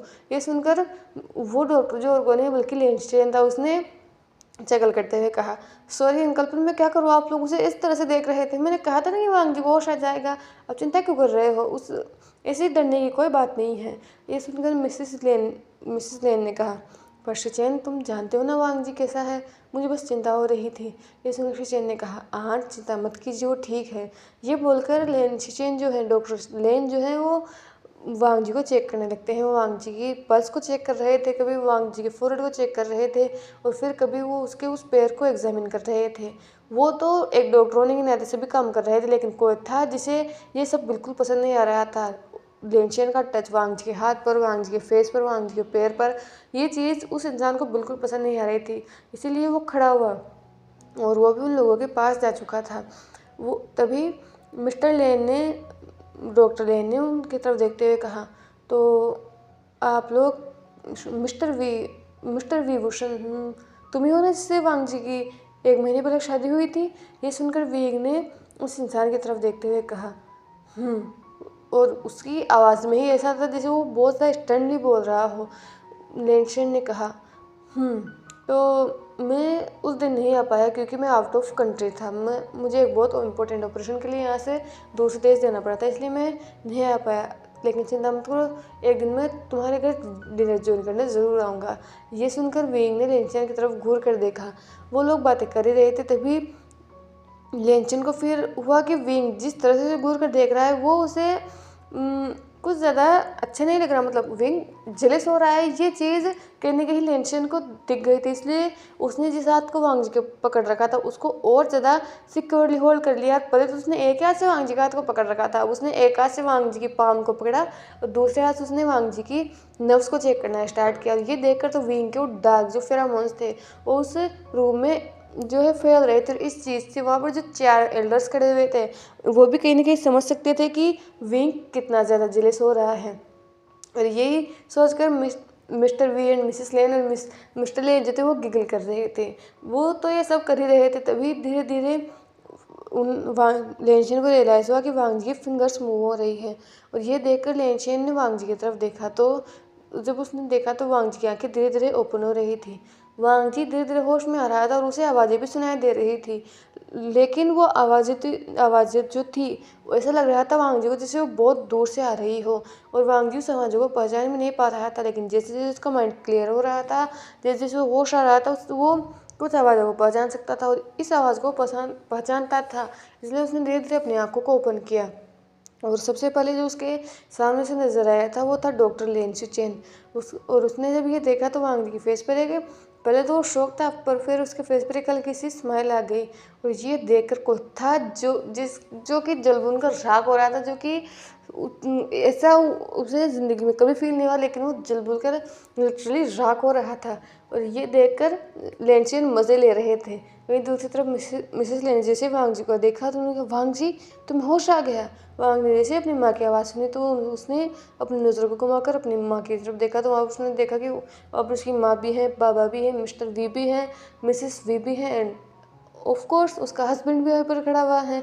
उसके बाद वांग जी धीरे धीरे याद करने लगा कि आखिर हुआ क्या था।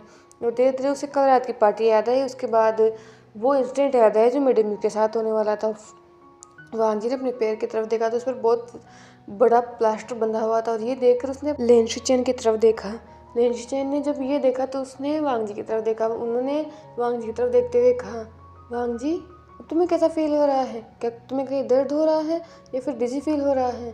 ये सुनकर वांग जी ने शिनचैन की तरफ देखा और बहुत ही हल्की आवाज़ में कहा, पानी। लिनचेन ने जब ये सुना तो उसने नोट किया और इससे पहले कि लिनचेन वांग जी के लिए पानी ला पाते वही एक हाथ जो था उसने उस पानी की जग को पकड़ा, उस ग्लास को पकड़ा, तुरंत जग में से पानी के ग्लास में पानी को डाला एंड अगले ही पल वींग ने वांग जी के नेक के नीचे अपने हाथ को रखा, उसे हल्का सा ऊपर उठाया और उसे पानी पिलाने लगा। और ये देखकर लिनचेन को पता था कि वो अपनी हंसी को कैसे कंट्रोल कर रहे हैं। सभी लोग देख सकते थे कि वींग कितना जेलस फील कर रहा है किसी और अल्फा को वांग जी के टच करने से, और ये देखकर सभी लोग मज़े ले रहे थे। लेकिन वींग वो तो बस वांग जी को पानी पिला रहा था और वांग जी पे एक पल के लिए शौक था कि वींग उसे पानी पिला रहा है। लेकिन फिर उसने सोचा कि शायद पूरी फैमिली यहाँ पर है इसीलिए वींग नाटक कर रहा है।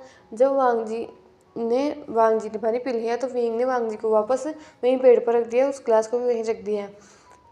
लिनचेन ने उन सबकी तरफ देखते हुए कहा, तो अब वांग जी को होश आ चुका है तो आप लोग वांग जी से बातें करिए, मैं आधे घंटे बाद फिर से आऊँगा और वांग जी को चेक कर बताऊँगा कि आप इन्हें घर ले जा सकते हो या नहीं। वैसे तो अभी तो वांग जी जिस तरह से वांग जी बोल रहा है सब कुछ ठीक है, तो मुझे एक बार और चेक करना होगा आधे घंटे बाद। तो मुझे एक इम्पोर्टेंट काम है, मैं जा रहा हूँ, आधे घंटे बाद आऊँगा, फिर चेक करके आपको बता दूंगा कि वांग जी को घर ले जाना है या नहीं।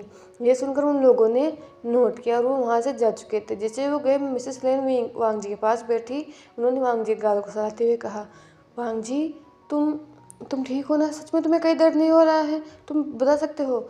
ये सुनकर वांग जी ने मुस्कुराते हुए कहा, नहीं माँ मैं ठीक हूँ। वांग जी हल्का सा स्माइल करता है, ज़्यादा वो स्माइल नहीं करता। उसके बाद एक एक करके मिस्टर वी और मिस्टर लेन ने भी जो है वो वांग जी का हाल चाल पूछा कि वांग जी को कैसा फील हो रहा है।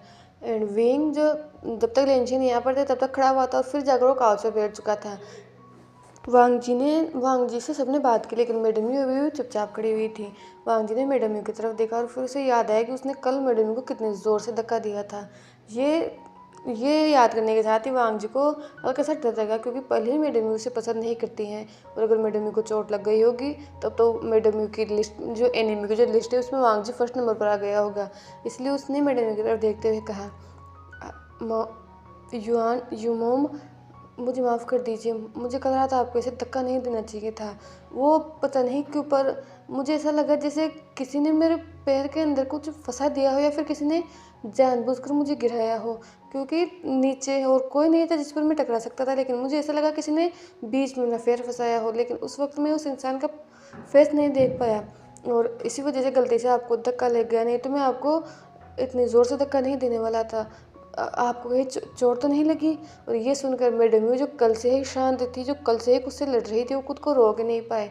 वो वांग जी के पास गई जिसको बैठा दिया गया था, उन्होंने वांग जी को हक कर लिया और सच में रोने लगी। और मैडम को रोते हुए देखकर ये चीज़ मिस्टर वी एंड वीइंग के लिए बहुत शॉकिंग था क्योंकि मैडम रेयरली ही रोती है या फिर वो मैडम रुलाने में विश्वास करती है, वो इमोशनल बहुत कम होती है। वांग ने जब ये फील किया तो एक पल के लिए वो शॉक हो गया था। और कौन शौक नहीं होगा कि एक इंसान जो आपसे इतनी नफरत करता है, जो आपसे हमेशा रूड वर्ड्स में बात करता है, वो आज आपको हक कर रहा है, आपके कंधे पर सिर रखकर रो रहा है। तो ये चीज़ वांग जी के लिए थोड़ी सी अनएक्सपेक्टेड थी। वहीं दूसरी तरफ मैडम वांग जी से अलग हुए, उन्होंने वांग जी के गाल को सहलाते हुए कहा, तुमने कुछ गलत नहीं किया वांग जी, गलत तो मैं कर रही थी। ये बात उन्होंने बहुत धीरे कही थी ताकि मिस्टर मिसेस लेन सुन ना पाए। उन्होंने वांग जी की तरफ देखते हुए कहा, मुझे माफ़ कर दो, ये युजीवान पहली बार किसी इंसान को परखने में हार चुकी है, पहली बार मैं किसी इंसान को परखने में गलत साबित हुई हूँ। लेकिन अब मुझे पता है कि तुम कैसे हो, तुम मुझे माफ़ कर दो। और तुम माफ़ी क्यों मांग रहे हो? माफ़ी मुझे मांगनी चाहिए थी। मैं अगर तुम्हें पहले ही सुन लेती तो शायद ये सब नहीं होता, ना तुम्हारे साथ ये सब होता। मुझे माफ़ कर दो। ये सुनकर वांग जी ने अपने उसी फेस के साथ जवाब देते हुए कहा, कोई बात नहीं माँ, आप इसमें आपकी कोई गलती नहीं थी। वैसे भी वहाँ पर म्यूज़िक बहुत ज़्यादा लाउड था, ये सुनकर मेडमी ने नोट किया। उसके बाद फिर से वो लोग एक दूसरे से बातें करने लगते हैं। और अब आधा घंटा हो गया था। आधा घंटे बाद जैसा कि लेनशियन ने कहा था वो वापस आ चुके थे और वांग जी के स्पेयर को फिर से चेक करने लगे थे। उन्होंने थोड़ी देर के लिए सबको बाहर भेज दिया था क्योंकि उन्हें उनका जो प्लास्टर था उसको चेंज करना था। सब लोग तो बाहर चले गए थे एक एक कर, लेकिन जो विंग था वो अभी भी सोफे पर बैठा हुआ था। और ये देखकर लेनशियन ने विंग की तरफ देखते हुए कहा, मिस्टर वी, मैं जानता हूँ कि आप अपने ओमेगा को एक सेकंड के लिए भी अकेला नहीं छोड़ना चाहते, लेकिन बिलीव मी, मैं आपके ओमेगा को खाऊंगा नहीं। तो आप जाइए, मुझे इसको अकेले में चेक करना है। ये सुनकर एक पल के लिए विंग ने वांग जी की तरफ घूर कर देखा। फिर दोबारा उसने लेनशियन की तरफ घूर कर देखा और फिर उठकर वो बाहर जा चुका था। और अब लेनशियन ने वांग जी की तरफ देखते हुए कहा, वांग जी, तुम्हारा अल्फा सच बहुत ज़्यादा जेलस है, तो मुझसे भी ज़्यादा पॉजिटिव है। ये सुनकर वांग जी ने बस ऑकवर्डली चकल किया कि वो क्या बताए लेनशियन को कि उनका रिश्ता कैसा है। अभी तक उसने किसी को नहीं बताया, यहाँ तक कि अपने बेस्ट फ्रेंड शिनचेन तक को नहीं बताया है। तो वो किसी को चिंता नहीं करवाना चाहता। और थोड़ी देर बाद चेक करने के बाद लेनशियन ने कहा एक नर्स को, जो कि उसके पास उसे असिस्ट कर रही थी, उस नर्स ने जाकर डोर ओपन किया। जैसे डोर ओपन किया वो चारों पांचों फिर से रूम के अंदर आ चुके थे। एंड विंग भी वांग जी के पास आ चुका था। लेनशियन ने उन सबकी तरफ देखते हुए कहा, तो मैंने वांग जी के स्पेयर को एग्जामिन कर लिया है और ये बहुत अच्छी तरह से हील भी हो रहा है। शायद वांग जी की बॉडी अच्छा रिएक्ट कर रही है और ये बहुत अच्छे से हील हो रहा है। तो मुझे लगता कि आपको अब इसे यहाँ पर रखना चाहिए। वैसे भी अगर एक घर रहेगा तो वहाँ का जो इन्वायरमेंट है उसमें अच्छी तरह से ज़्यादा ठीक होगा। बस एक प्रॉब्लम है। ये सुनकर मिसेस वी ने कहा, क्या प्रॉब्लम है?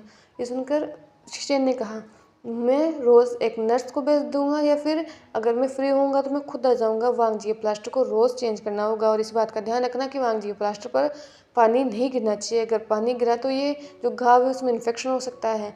एंड वांग जी 2 हफ्ते तक तो बेड से उठ भी नहीं सकता हो और चलने की तो कोशिश वांग जी तुम बिल्कुल नहीं करोगे।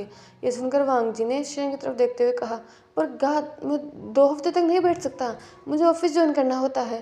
तभी मिस्टर लेन ने स्टर्नली कहा, वांग जी, ऑफिस में ज्वाइन कर लूँगा, 2 हफ्ते तक तुम बस आराम करोगे। ये सुनकर वांग जी ने बस नोट किया। तभी विंग ने लेनशियन की तरफ देखते हुए कहा, मैं अपने ओमेगा का प्लास्टर चेंज कर दूंगा, किसी भी नर्स को भेजने की ज़रूरत नहीं है और ना ही आपको आने की ज़रूरत है, डॉक्टर लेन। और ये सुनकर शिचेन ने विंग की तरफ देखते हुए कहा, मिस्टर वी, मैं जानता हूँ कि आप चाइना के सबसे बड़े बिजनेसमैन हो, लेकिन प्लास्टर बिजनेस की पढ़ाई से चेंज नहीं होता है, इसके लिए मेडिकल की पढ़ाई करनी होती है। तो आप कैसे चेंज करोगे? ये सुनकर विंग ने स्मित करते हुए कहा, शायद आप अभी मुझे जानते नहीं हो मिस्टर लेन, मैंने अपने बिजनेस के साथ साथ मेडिकल साइंस की भी पढ़ाई की है और इतना मैं जानता हूँ कि प्लास्टर को कैसे चेंज करना है तो मैं कर दूंगा। तो आपको चिंता करने की ज़रूरत नहीं है, अपने ओमेगा का प्लास्टर मैं खुद चेंज कर दूंगा। बस आप 1 हफ्ते में उसे चेक करने आ सकते हो कि वो जो घाव है वो ठीक से भर रहा है या नहीं। वांग जी ने जैसे ही ये सुना, शिचेन ने तो नोट कर दिया था कि वो इस स्टबन अल्फा के सामने आकर बोले ही क्या, लेकिन वांग जी ने जैसे ही ये सुना उसने विंग की तरफ देखा और उसने तुरंत मिस्टर एंड मिसेस लेंग की तरफ देखते हुए कहा, नहीं। ये सुनकर विंग ने वांग जी की तरफ देखते हुए कहा, क्या नहीं? इस पर वांग जी ने कहा, मेरा मतलब है मैं वे मेंशन नहीं जा रहा हूँ। इस पर विंग ने कहा, और ऐसा क्यों? ये सुनकर वांग जी ने कहा, हमारी शादी को 1 महीना हो चुका है और तब से ही मैं वी मेंशन में रह रहा हूँ। मुझे अपने पेरेंट्स की याद आती है तो मैं लेन मेंशन जाना चाहता हूँ। माँ बाबा, मैं आपके साथ जाना चाहता हूँ। और गा भी वहीं गा का जो घर है वो हमारे पास से ज़्यादा हमारे घर से ज़्यादा पास पड़ता है, तो वो मुझे रोज़ चेक करने आ जाएंगे। तो चिंता करने की ज़रूरत नहीं है, मैं लेन मेंशन ही जाऊँगा। ये सुनकर तभी विंग ने कहा, तुम लेन मेंशन नहीं जा सकते। और इस बार विंग की जो आवाज़ थी वो थोड़ी सी लाउड थी। ये सुनकर वांग जी ने विंग की तरफ देखते हुए कहा, और क्यों नहीं जा सकता? इस पर विंग ने कहा, तुम अच्छी तरह से जानते हो वांग जी कि तुम अगर बेड रेस्ट पर रहोगे तो अंकल को ऑफिस काम करना होगा, और अगर वो ऑफिस में काम करेंगे तो वो तुम्हारा ख्याल कैसे रखेंगे? और माँ की भी तबीयत खराब रहती है ना, तो फिर माँ तुम्हारा ख्याल रखेगी या वो खुद को ख्याल रखेगी? उनकी तबीयत और ज़्यादा खराब हो जाएगी, इसलिए मैं कह रहा हूँ। और अगर तुम अपने एडमिशन जाना चाहते हो तो एक बार तुम ठीक हो जाओ तो फिर मैं तुम्हें खुद एडमिशन लेकर चलूँगा। और ये सुनकर वांग जी घूर कर वेंग की तरफ देख रहा था, आखिर इस इंसान की प्रॉब्लम क्या है? वो तो इस इंसान से दूर जाना चाहता है और ये इंसान भी तो यही चाहता है। जब भी वो मेंशन में जाता है तब तो वो बस उससे खुद से दूर रहने के लिए बोलता है, और जब वांग जी दूर जाना चाहता है तो ये बस उसे मेंशन में क्यों ले जाना चाहता है?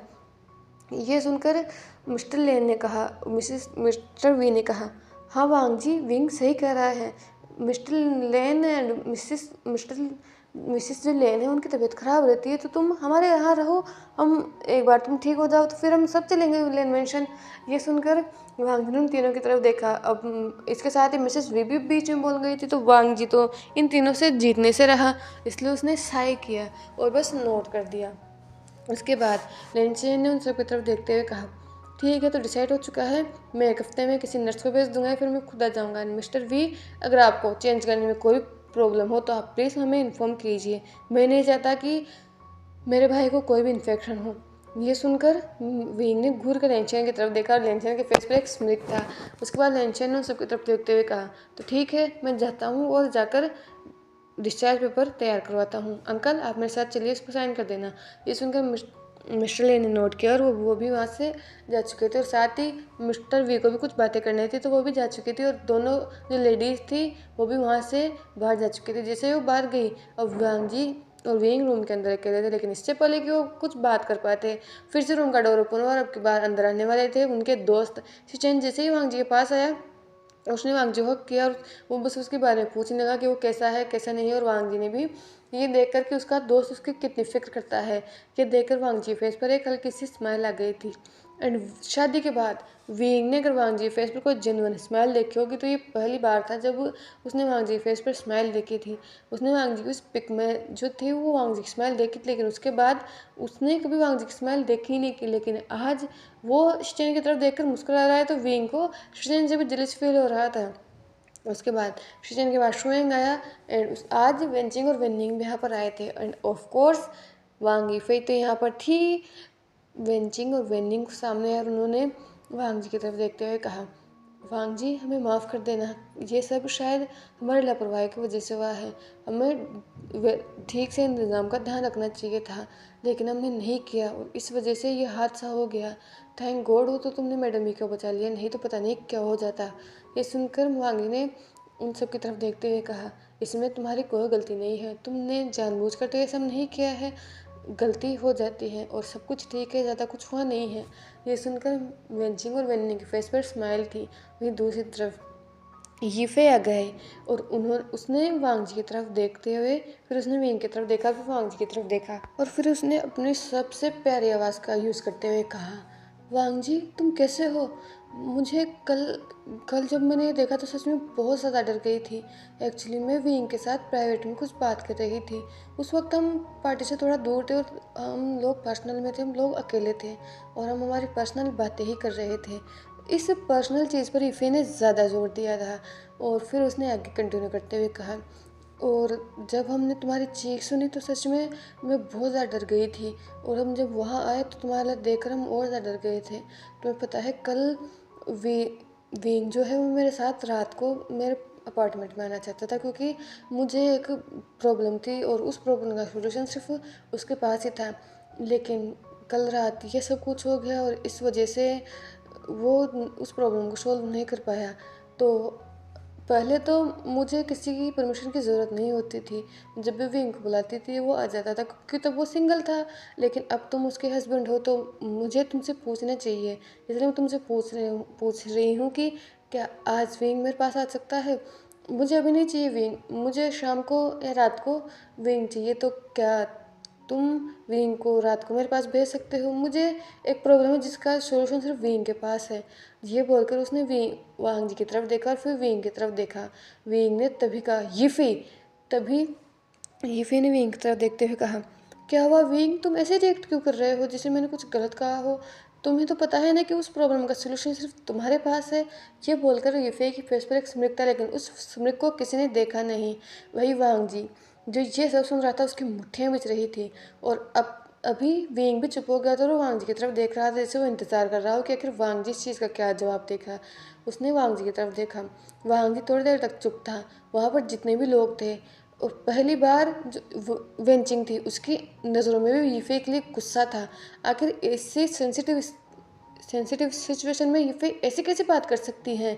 वहीं शुएंग की आंखों में गुस्सा था। नेवेसांग भी घूर कर यीफे की तरफ देख रहा था। सबसे ज़्यादा गुस्सा था वो था शाओ शिनचैन, जो कि घूर करके यीफे की तरफ देख रहा था। लेकिन तभी वांग जी ने ईफे की तरफ देखते हुए कहा, ईफे, जैसा कि तुमने कहा कि तुम्हारी जो प्रॉब्लम है उसका सोल्यूशन सिर्फ विंग के पास है, एंड विंग की लाइफ में तुम मुझसे पहले थी, पता नहीं कब से तुम दोनों का रिश्ता है, आई मीन तुम दोनों फ्रेंड्स हो ना, तो तुम तो विंग की लाइफ में मुझसे पहले आई थी, तो और मैं तो बाद में आया हूँ, तो तुम्हारा हक ज़्यादा बनता है विंग पर, तुम ले जा सकती हो। वैसे भी मेरा ख्याल रखने के लिए बहुत सारे लोग हैं, आज रात में शिनचैन गगा को अपने पास रख लूँगा, और माँ तो है ही घर पर ख्याल रखने के लिए, तो तुम जहाँ चाहे अपने फ्रेंड को ले जा सकती हो, मुझे कोई फ़र्क नहीं पड़ता। और ये सुनकर विंग ने जैसे वांग जी की तरफ देखा, जैसे वो कुछ और जवाब चाहता था, लेकिन जब वो उसे वो जवाब नहीं मिला तो उसने घूर कर ईफे की तरफ देखते हुए कहा, सॉरी ईफे। और ये सुनकर ईफे ने विंग की तरफ देखते हुए कहा, क्यों वोशान, तुम क्यों माफ़ी मांग रहे हो? इस पर विंग ने कहा, मैं तुम्हारे पास नहीं आ सकता, और आज रात के लिए नहीं बल्कि 2 हफ्ते तक मैं वांग जी को नहीं छोड़ सकता। डॉक्टर ने वांग जी को बेड रेस्ट करने के लिए कहा है, तो मुझे उसके पास होना ज़रूरी है। वांग जी को बहुत सारी चीज़ों में मेरी ज़रूरत पड़ सकती है, इसीलिए मैं 2 हफ्ते तक तुम्हारे पास नहीं आ सकता, तो इसलिए मैं माफ़ी मांग रहा हूँ, और अगर तुम्हें ज़्यादा ही प्रॉब्लम हो रही है तो तुम किसी और से मदद मांग सकती हो।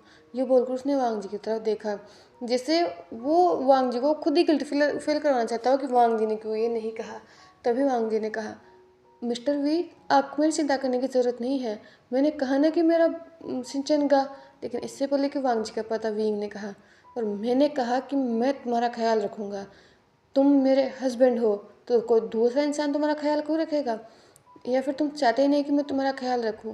वैसे भी तुमने जो कुछ भी किया है वो मेरी माँ के लिए किया है, और ये मेरा फ़र्ज़ बनता है कि मैं तुम्हारा ख्याल रखूं, तो मुझे और कोई आर्ग्यू नहीं चाहिए।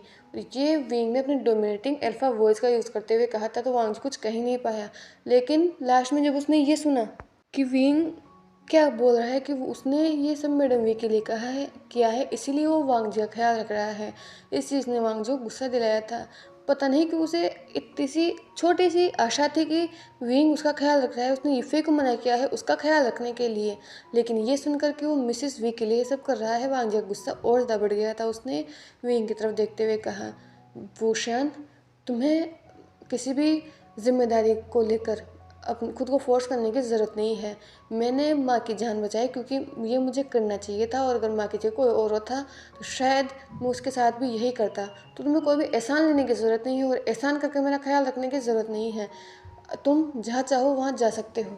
वांग जी की जब ये बात विंग ने सुनी, या फिर वहाँ पर जितने भी लोग थे वो समझ सकते थे कि जो झगड़ा है वो थोड़ा सा ऊपर जा रहा है, और विंग और वांग जी को उन्हें अपना पर्सनल स्पेस दे देना चाहिए। लेकिन सब लोग घूर कर ईफे की तरफ देख रहे थे, क्योंकि ये सब ईफे की वजह से हुआ था। जब तक ईफे नहीं आई थी तब तक सब कुछ ठीक था। इसीलिए श्रोइंग ने शाओजिन के हाथ को पकड़ा, और उसने वो उसे लेकर बाहर चला गया। उसके साथ ही वेंचिंग वेनिंग हुई सांग भी वहाँ से जा चुके थे, और हुई सांग ने ईफे का हाथ पकड़कर वो उसे वहाँ से बाहर ले गया था, क्योंकि ईफे स्टमन भी वहाँ पर खड़ी हुई थी। लेकिन विंग वांग जी के पास आने लगा। विंग ने वांग जी की तरफ देखते हुए कहा, तुम जो समझना चाहो वो समझ सकते हो, लेकिन एक बात याद रखना, तुम्हारा ख्याल मैं रखूँगा, तुम्हें किसी और की ज़रूरत नहीं पड़नी चाहिए। भले ही झूठ मूठ में ही सही, भले ही मैं शादी को नहीं मानता हूँ, लेकिन तुम मेरे हस्बैंड हो, तो मैं तुम्हारा ख्याल रखूँगा, और मैं भी देखता हूँ कि तुम मुझे अपना ख्याल रखने से कैसे रोकते हो। और ये बोलते हुए विंग की आंखों में एक अजीब सी फीलिंग थी, एक अजीब सी पॉजिटिवनेस थी, जिसको वांग जी ने नोटिस नहीं किया था।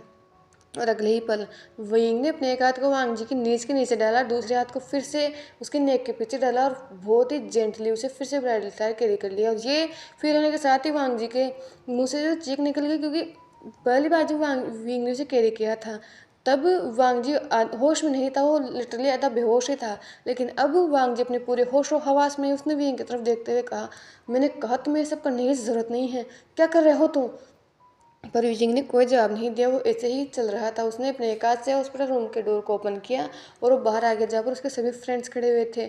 सबने जब वांग जी को देखा तो सभी लोग उन तरफ घूर कर उन लोगों की तरफ ऐसे देखने लगे जैसे उन सबके ऊपर एक ठंडे पानी की बाल्टी डाल दी गई हो। अभी तो ये दोनों लड़ रहे थे, और अभी विंग ने वांग जी को अपनी बाहों में उठा रखा है। ये सब चल क्या रहा है? या फिर वही बेवकूफ़ थे जो ये समझकर ये बाहर आ गए कि ये दोनों लड़ रहे थे? खैर, उन लोगों ने ज़्यादा ध्यान नहीं दिया, और उसके बाद विंग वांग जी को लेकर बाहर चला गया। उसने बहुत ही कंफर्टेबली वांग जी को कार में बिठाया, जिससे वांग जी का जो पैर है उस पर थोड़ा सा भी असर ना हो। उसके बाद वो खुद उस कार में बैठ गया, और एक कार निकल चुकी थी, उसके पीछे मिस्टर एंड मिसेस वी थे और लेन फैमिली जो थी अपनी कार में थी, और वी के जो फ्रेंड्स थे वो भी वी मेंशन गए थे, क्योंकि मैडम वी ने उन लोगों को लंच पर इनवाइट किया था। लंच का टाइम होने ही वाला था तो उन्होंने लंच पर इनवाइट किया था। अब सभी लोग वी मेंशन लगभग आधे घंटे की ड्राइविंग के बाद अब सभी लोग वी मेंशन पहुँच चुके थे। वी जैसे वांग जी को उस सीट पर रखा था कंफर्ट बहुत ही जेंटली, उसी जेंटलनेस के साथ उसने वांग जी को उठाया और वो उसे अपने रूम में ले गया था। मैडम ने जब ये देखा तो उसने उन सबकी तरफ देखते हुए कहा, आप लोग बैठिए, मैं अगर उस टाइम कोई ज़रूरत होगी तो मैं वो देख कर आती हूँ। सबने नोट किया। उसके बाद सभी लोग तो बैठ चुके थे और विंग और मैडम वी वांग जी के रूम में जा चुके थे, और वो सभी लोग वही लिविंग रूम में काउच पर बैठ गए, और मेड्स जो थी वो उनके लिए ड्रिंक्स और स्नैक्स लाने लगी। किसी ने भी ब्रेकफास्ट नहीं किया था, कोई भी ब्रेकफास्ट करके नहीं आया था, सभी लोग ऐसे ही चले गए थे। और अब ब्रेकफास्ट टाइम तो निकल चुका था, लंच टाइम आने वाला था, इसलिए मेड्स उनके लिए स्नैक्स ला रही थी और लंच अभी तैयारी हो रहा था। सभी लोग बैठे हुए थे और उन स्नैक्स को एंजॉय कर रहे थे। अब सबकी जान में जान आई थी जब वांग जी को होश आ चुका था। ये फिर भी स्नैक्स खा रहे थे, तभी उसने सबके मिस्टर एंड मिसेस लेन की तरफ देखते हुए कहा, अंकल आंट, वांग जी के साथ सच में बुरा हुआ। अगर वो रोड थोड़ा सा भी वांग जी की ओर अंदर चला जाता तो शायद वांग जी को पैर काटने के नौबत आ जाती, पर थैंक गॉड कि ऐसा कुछ नहीं हुआ। वही शिनचैन जिसने ये वहाँ पर भी उस यूफे की बकवास को सुना था। शिनचैन को अभी नहीं पता कि यूफे जो है विंग की गर्लफ्रेंड है। उसे ये लगता है कि वो विंग की फ्रेंड है, और किसी फ्रेंड का उसकी पर्सनल लाइफ में इतना दखल देना शिनचैन को बिल्कुल पसंद नहीं था। ऊपर से वांग जी को अपना छोटा भाई मानता था, इसलिए उसने यूफे की तरफ देखते हुए कहा, आखिर तुम्हारी प्रॉब्लम क्या है। और इस बार शिनचैन की आवाज़ बहुत तेज़ थी, और यूफे ने जब ये देखा तो उसने शिनचैन की तरफ देखते हुए कहा, आपका क्या मतलब है, मैंने क्या किया। इस पर शिनचैन ने खड़े होते हुए कहा, तुमने क्या किया, लिटरली अभी तुम उन दोनों के रिश्ते को तोड़ना चाहती थी, तुम उन दोनों में झगड़ा करवा कर आई हो और तुम बोल रहे हो कि तुमने क्या किया। तभी मैडम ने नीचे आते हुए कहा, शिनचैन तुम ये क्या बोल रहे हो। इस पर शिनचैन ने मैडम की तरफ देखते हुए कहा, माँ सॉरी आंट, आपको पता है इसने क्या किया है। जिस चीज़ को इसे बीच में नहीं लाना चाहिए था, ये उस चीज़ को वहाँ पर बीच में लेकर आए जहाँ पर वांग जी के सामने से ये बात नहीं करनी चाहिए थी। अगर तुम्हारी इतनी ही पर्सनल प्रॉब्लम थी तो तुम किसी और को भी बोल सकती थी, या फिर पर्सनल प्रॉब्लम थी तो तुम विंग को ले जा सकती थी, लेकिन वांग जी के सामने ये सब बोलना ज़रूरी था। तुम जितनी इनोसेंट दिखती हो मुझे तुम इतनी इनोसेंट लग नहीं रही हो। ये सुनकर मैडम ही ने कहा, यूफई ये शिनचैन क्या बोल रहा है। इस पर यूफई की आंखों में आंसू आ गए। उसने मैडम की तरफ देखते हुए कहा, आंट मैंने ऐसा कुछ नहीं किया, मैं बस बोल रही थी कि कल रात मेरे पेरेंट्स आने वाले थे और वो बस यहाँ पर विंग को ही जानते हैं, इसलिए मैं चाहती थी कि वो मेरे पेरेंट्स को पिक करे और मेरे घर पर लेकर आए, लेकिन ये सब हो गया और वो मेरे पेरेंट्स को पिक करने नहीं आ पाया।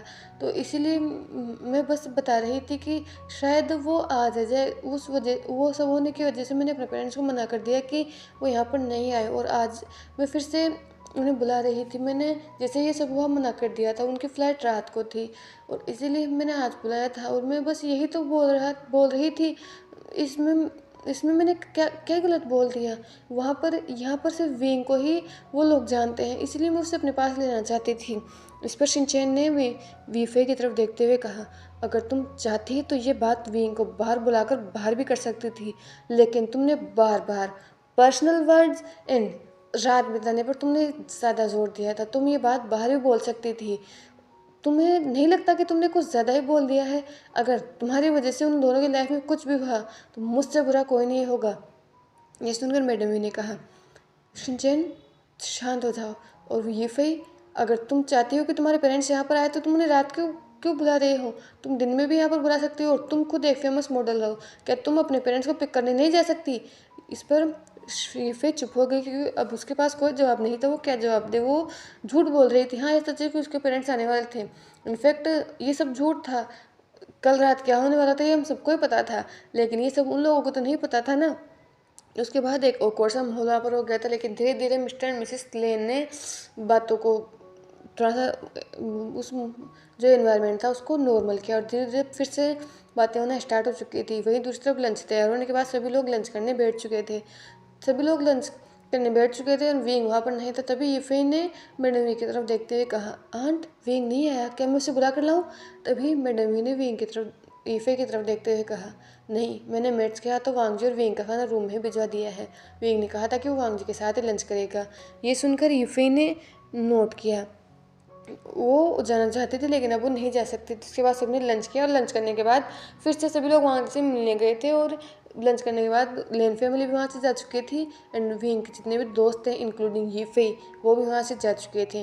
वही दूसरी तरफ हमारे शानवंग के रूप में अभी विंग सोफे पर बैठा हुआ था और वांगजी बेड पर लेटा हुआ था। लंच करने के बाद उसे जो मेडिसिन दी गई थी उससे वांगजी गहरी नींद में था और जैसा कि विंग ने कहा था उसने वांगजी का ख्याल रखना सच में स्टार्ट कर दिया था। पहले तो वांगजी को लगा था कि विंग जो ये बात बोल रहा है कि उसका प्लास्टर चेंज कर सकता है ये सिर्फ मजाक था या फिर विंग के कोई और कुछ प्लानिंग होगी, कुछ और वो प्लान कर रहा होगा, लेकिन ऐसा कुछ नहीं था। विंग ने सच में वांगजी के उस प्लास्टर को चेंज किया था एंड इतना ध्यान से चेंज किया था कि वांगजी को ज़्यादा पेन फील ही नहीं हुआ था। वांगजी अभी भी इतना कंफर्टेबल नहीं था। विंग का उसे बार बार अपनी गोद में उठाना, उसे वॉशरूम लेकर जाना, कभी वांगजी को जब भी बात लेना होता था तब भी विंग उसके पास ही होता था। लेकिन शुरुआत के दिनों में तो वांगजी मैडम यू का सहारा लिया करता था क्योंकि वो अल्फा के अराउंड इतना कंफर्टेबल नहीं है। भले ही विंग उसका हस्बैंड है लेकिन फिर भी वो विंग के अराउंड इतना कंफर्टेबल नहीं था, इसलिए वो मैडम यू की मदद लिया करता था। लेकिन धीरे धीरे विंग ने इंसिस्ट किया, वो वांगजी को बाथरूम के अंदर ले जाता था एंड बाद में कुछ विंग ने कुछ ऐसा किया था इस वजह से वांगजी को प्रॉब्लम भी नहीं होती थी और वांगजी आराम से बात भी ले लिया करता था।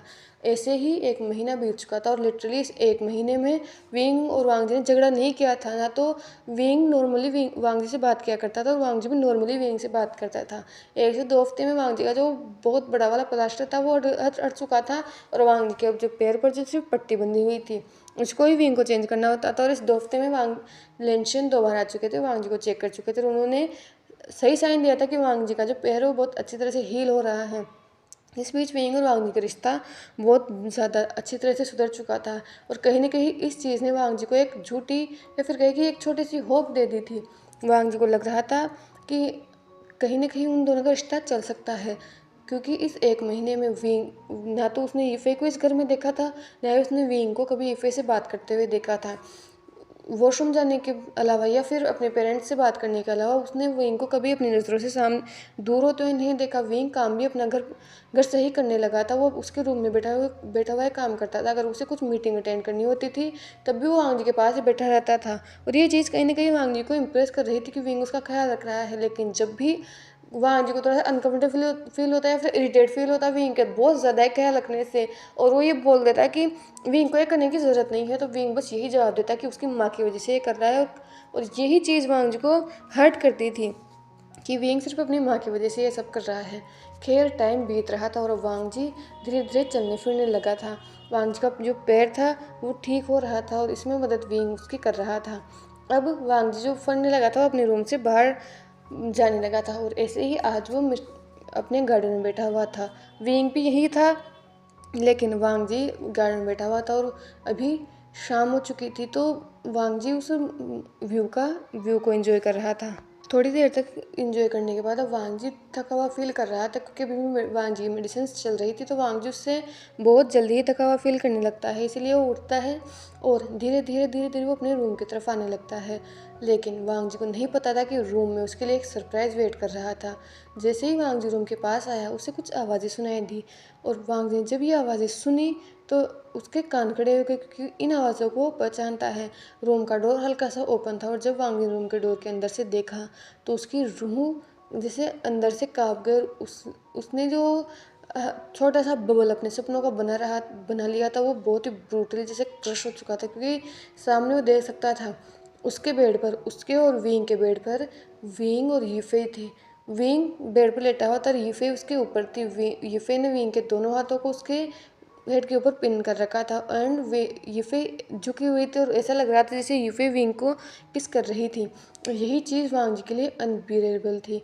वो इस 1 महीने में ये होप करने लगा था कि शायद विंग बदल सकता है, कि शायद विंग उससे प्यार करने लग सकता है। लेकिन ये सब देखकर तो वांगजी की जो होप थी वो क्रश हो रही थी और वो डिसीजन जिसको कहीं ना कहीं वांगजी भूल गया था कि वो विंग को डिवोर्स दे देगा, वो वांगजी का फिर से स्ट्रॉन्ग हो गया था। इसलिए उसने अपने रुख को अपने रूम से दूसरी तरफ किया और वो एक तरफ जाने लगा। वो एक ऑफिस जैसे दिखने वाले रूम के बाहर था, वो उसके अंदर गया जहाँ पर मिस्टर वी बैठे हुए थे।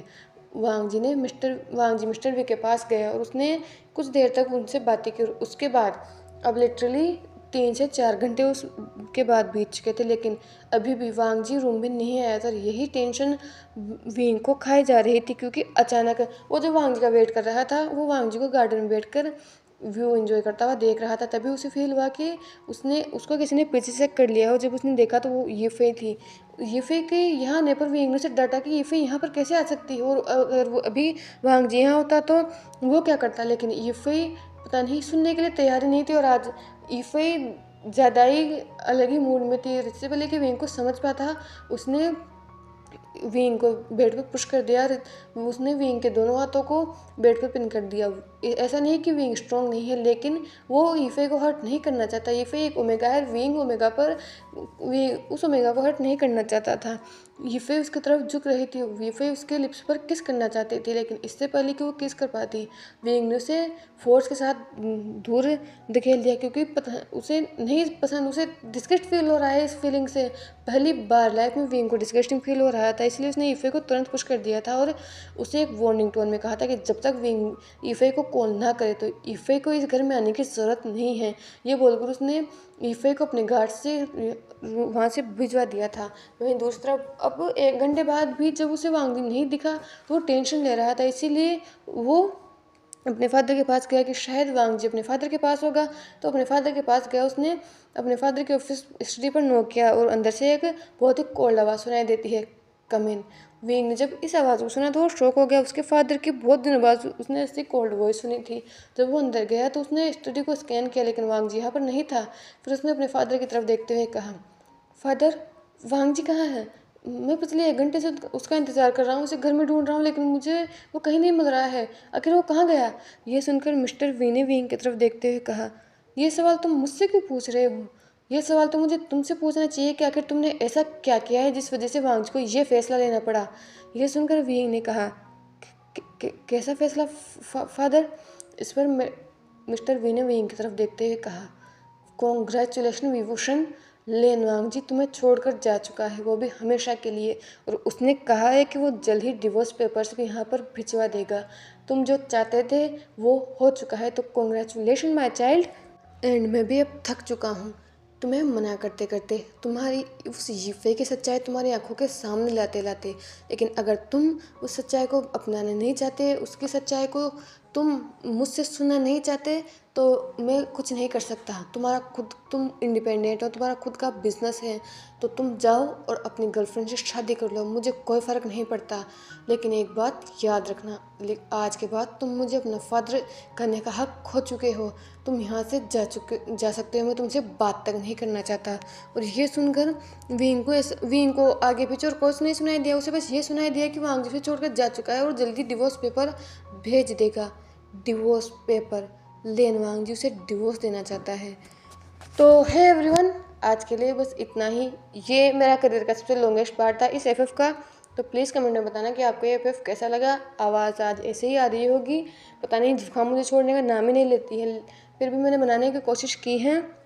एंड तो अब आपके कमेंट मुझे ज़रूर शेयर करना, आपके थॉट्स की अब क्या होने वाला है, आपको क्या लगता है। मिस्टर वी की परमिशन भी विंग को मिल चुकी है और विंग चाहता भी यही था कि वांग जिसकी लाइफ से निकल जाए और यीफे से शादी कर ले। तो क्या अब विंग यीफे से शादी करेगा? और क्या शुरुआत में हमने जो उन 2 लोग मिस्टीरियस पर्सन्स को देखा था, क्या आप बता सकते हो कि वो लोग कौन हैं या फिर वो किसको क्या करने की बात कर रहे थे? प्लीज़ प्लीज़ प्लीज़ आपको जो भी थॉट्स हो मेरे साथ ज़रूर शेयर करना। मैं आप सबके कमेंट्स पढ़ती हूँ, रीड करती हूँ, एंड मैं उनका जवाब देने की भी कोशिश करूँगी। तो प्लीज़ प्लीज़ प्लीज़ अपने ज़रूर भी जितने भी कमेंट्स हैं वो ज़रूर मेरे साथ शेयर करना। वीडियो को लाइक कर देना, जिन्होंने अब तक सब्सक्राइब नहीं किया है वो चैनल को सब्सक्राइब भी कर देना। एंड जिनको भी स्टैन वन एफएफ पसंद है उनके साथ शेयर करना। And thank you for watching और अपना ख्याल रखना।